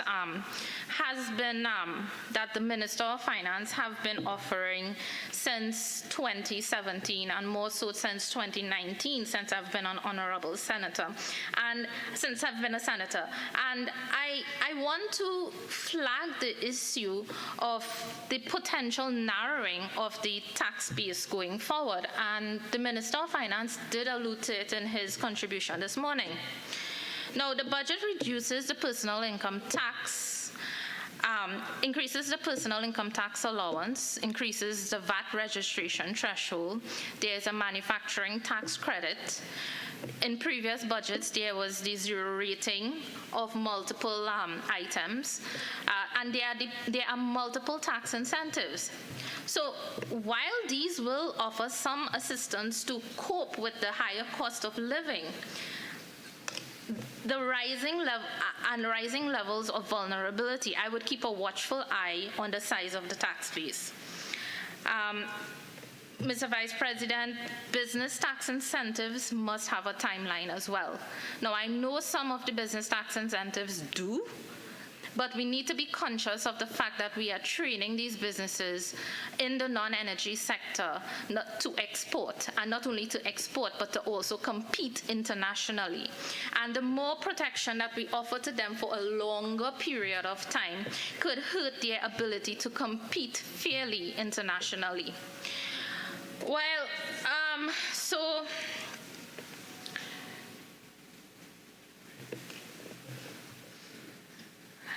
also I want to caution that, we really don't want to have to position ourselves to have to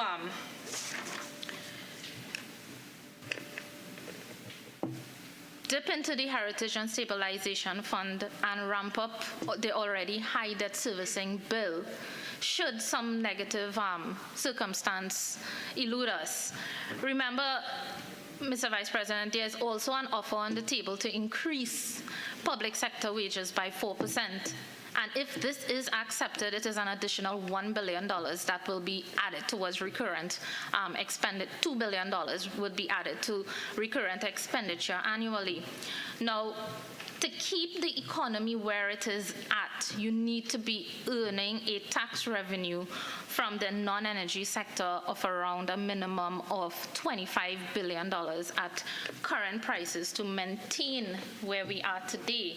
And where we are today is not where we want to be. We want to be in a better off position.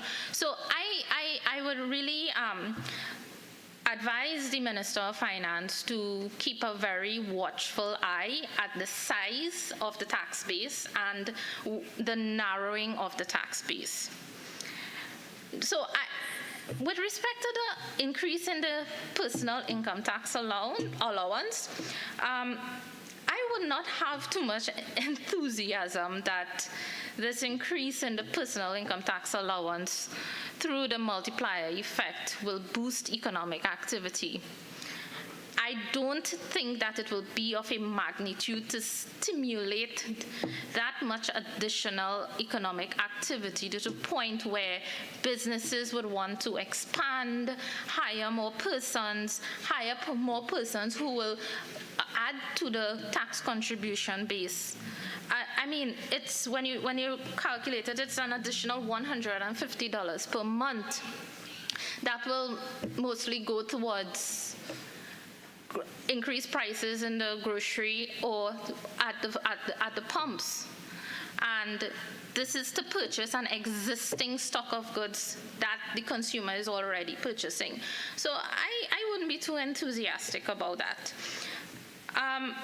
Now, Mr. Vice President, a big part of what is needed for the country going forward to carve out a path of sustainable development, while fiscal consolidation and rationalization of state enterprise is important, from doing these front-loaded fiscal adjustment measures meaning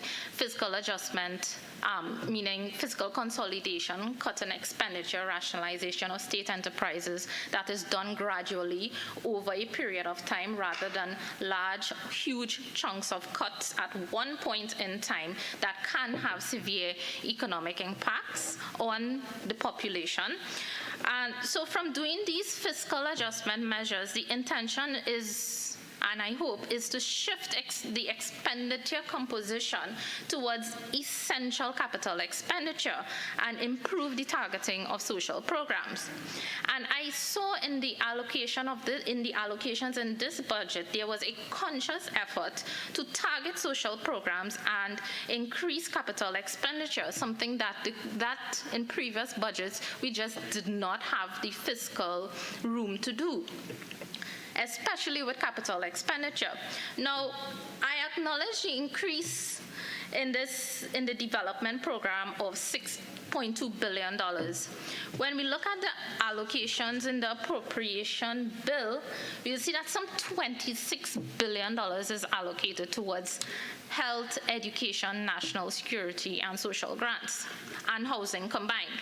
Now, I have to say that I am concerned about the targeting of the $5 billion towards social grants. And I will zero in on the social grants under the Ministry of Social Development and Ministry of Social Development here. And I was listening to the Honorable Minister of Social Development in the House of Representatives, where she made several revelations on the duplications and misallocations of social grants funds to those who do not belong to poor and vulnerable households. And this worries me. This information was actually published in an Auditor General report. I wouldn't go into the details of the report. And I thank the Minister of Social Development for being so transparent with the details and admitting that, there are so many misfortunes that is happening with the allocations of these social grants, and that work is being done to fix it. But when I look at the allocations, I see under the Ministry of Social Development and Family Services, under the development program, I see that there is an allocation for integrated social enterprise management system. And approximately $10 million is inclusive of the actual spend in 2021. Approximately $10 million is allocated to be spent towards this. And I want to ask, how far are we with this project? Because this project would actually help the minister to target these grants more efficiently and effectively and allow these grants to be targeted to the persons who actually deserve them. So, moving on, what also worries me, Mr. Vice President, and the Minister of Finance, when he was speaking about the personal income tax allowance today, said that some 300,000 persons who earn below $7,500 a month would benefit from the increase in the personal income tax allowance. Now, that is almost half of the labor force. The labor force is just over 600,000 persons. We're talking 300,000 persons here. So this begs the question, the current state of inequality in Trinidad and Tobago, if majority of our labor force is earning $7,500 and below. Now, that says something about the distribution of income across the population when you compare it to the GDP per capita, because according to the Central Statistical Office, who in their recent publication of GDP data indicated that GDP per capita is $120,883 per annum. When you calculate that monthly, it works up to $17,826.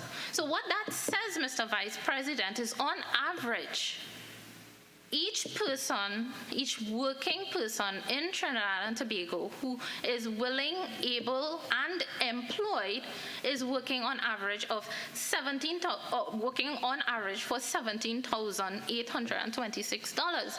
And we all know that is far from reality. Because it seems as if the majority of the working population is earning below the per capita income average. Now, let me go into the allocation under the Ministry of Planning and Development, which deals with the survey of living conditions. And the allocation towards the survey of living conditions and the household budgetary survey. Now, Mr. Vice President, these are two social surveys that assesses living standards, income earning potential of individuals, and expenditure patterns of households in Trinidad and Tobago. Now, the last SLC that was published, and when I say SLC, I mean the Survey of Living Conditions, the last SLC that was published was in 2005. Now, there was one done in 2014, but it was never published due to some technical difficulties. Now, in 2005, the poverty headcount ratio, that is the percentage of the population living in poverty, was 16.9%.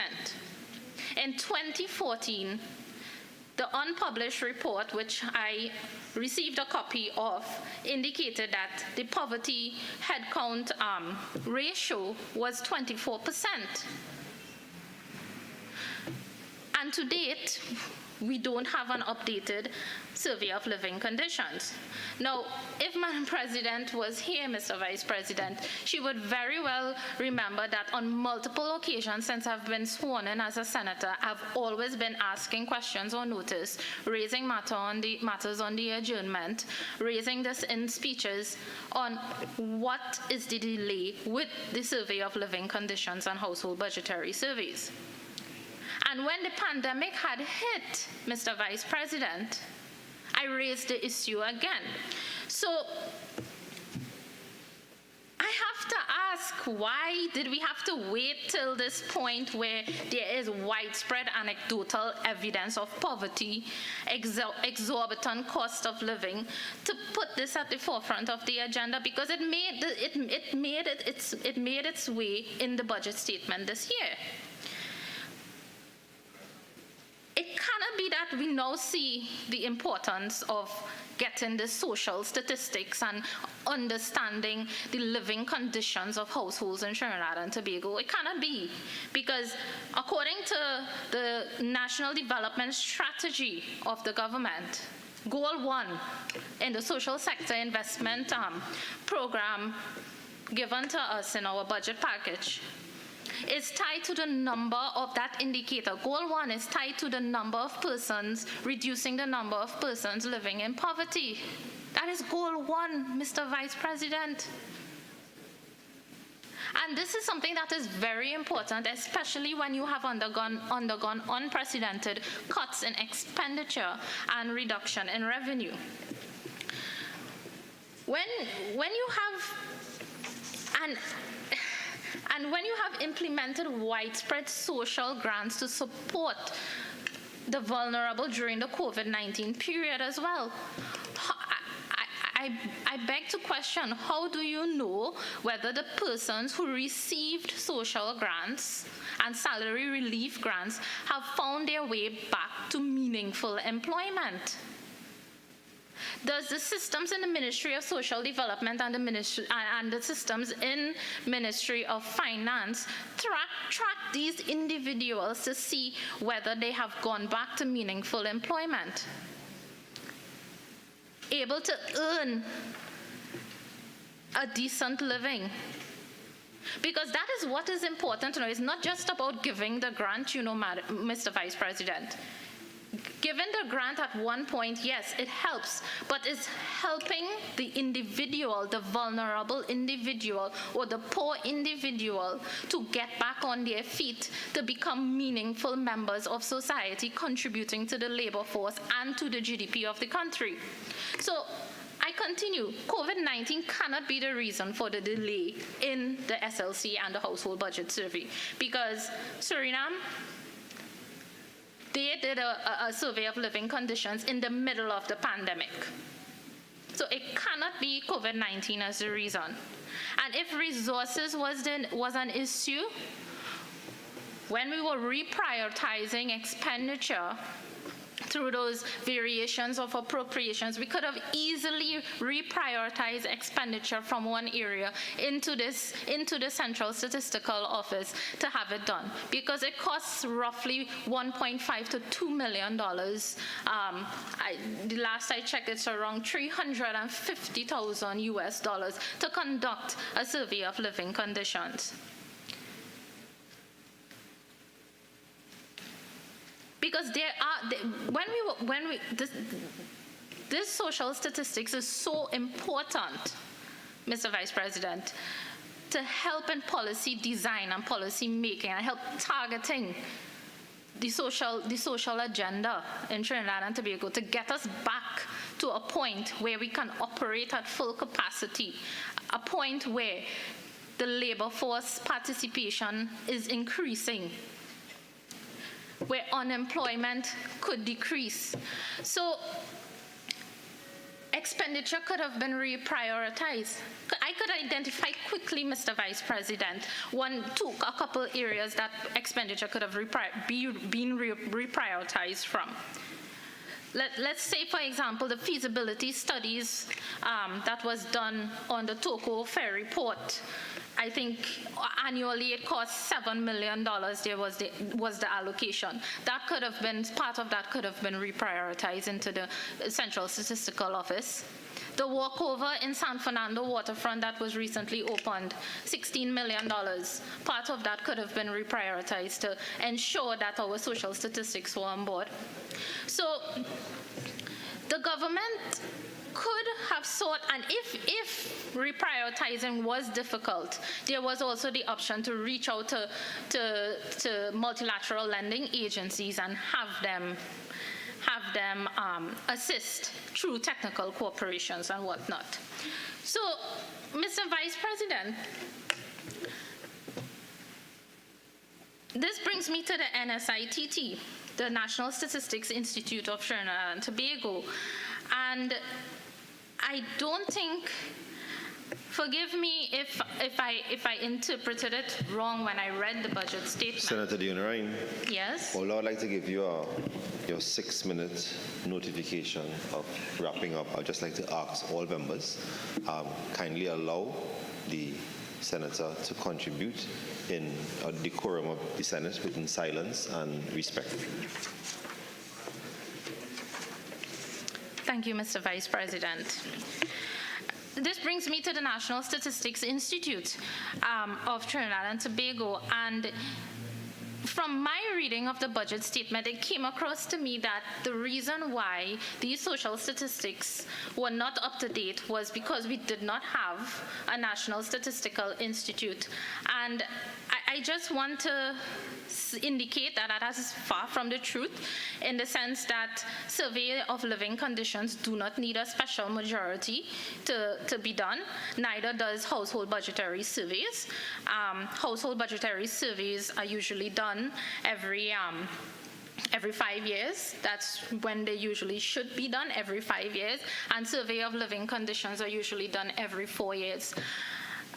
So no special majority is required there. What the special majority is required for to ensure the National Statistical Institute becomes operational is to allow the Central Statistical Office to get permission from the Board of Inland Revenue for personal income tax information details that would allow the Statistics Office to calculate GDP on the expenditure method, because right now the country's GDP data is calculated using a producer method, which is a completely different method that is usually a little bit more of an underestimation if you have proper consumption expenditure data to calculate the GDP, because the producer GDP is based on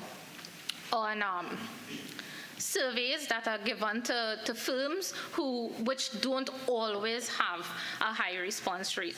And before I move on to my last point, Mr. Vice President, I want to stick a pin here and commend the work that the Central Statistical Office has been doing. There has been a vast improvement in the way in which data is published, made available, and I want to commend the work, the staff of the Central Statistical Office, and also the United Nations, I believe, is assisting them, and I think, I don't know, there's another multilateral lending agency that is lending support to the Central Statistical Office, and I've seen vast improvement, and I want to commend that. Now, as I move on to my last point, Mr. Vice President, it takes me to the fuel subsidy reform. And one of the first things that you learn in economics, Mr. Vice President, is that energy subsidies are regressive in nature. The rich benefits more than the poor. Furthermore, it represents a large fiscal burden on the country. Now, the Minister of Finance has repeated that over and over again, reminding us.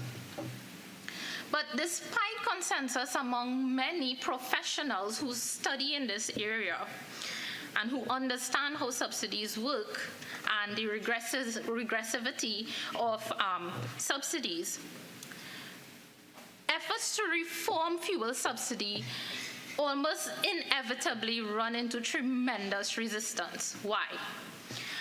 The removal of fuel subsidy has a direct effect and an indirect effect.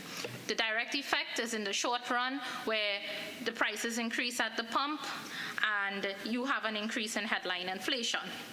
The indirect effect is when that increase in the fuel prices seep into core inflation and you have a general increase in prices beyond transportation.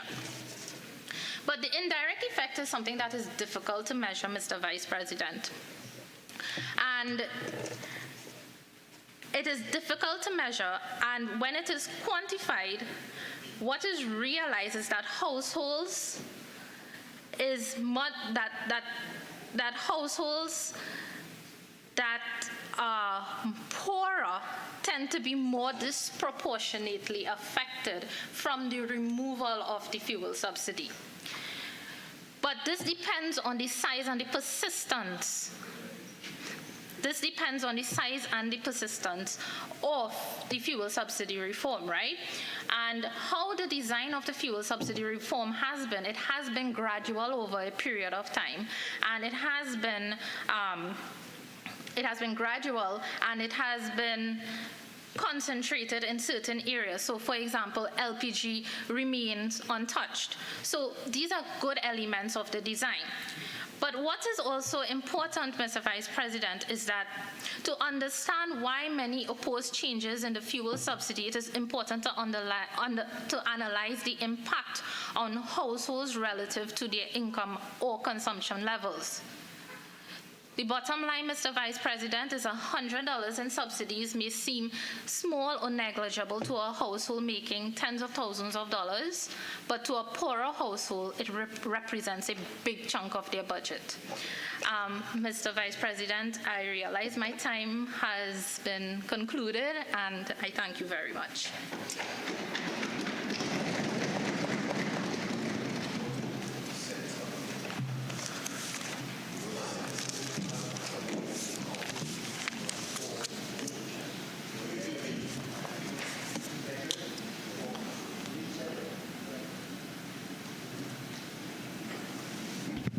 Senator Laurel Lezama-Lee Singh.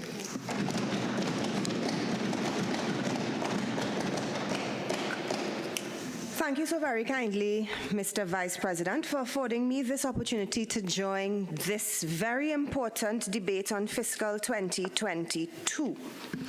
Mr. Vice President, permit me first of all, please, to register my disappointment with the first responder from the opposition bench.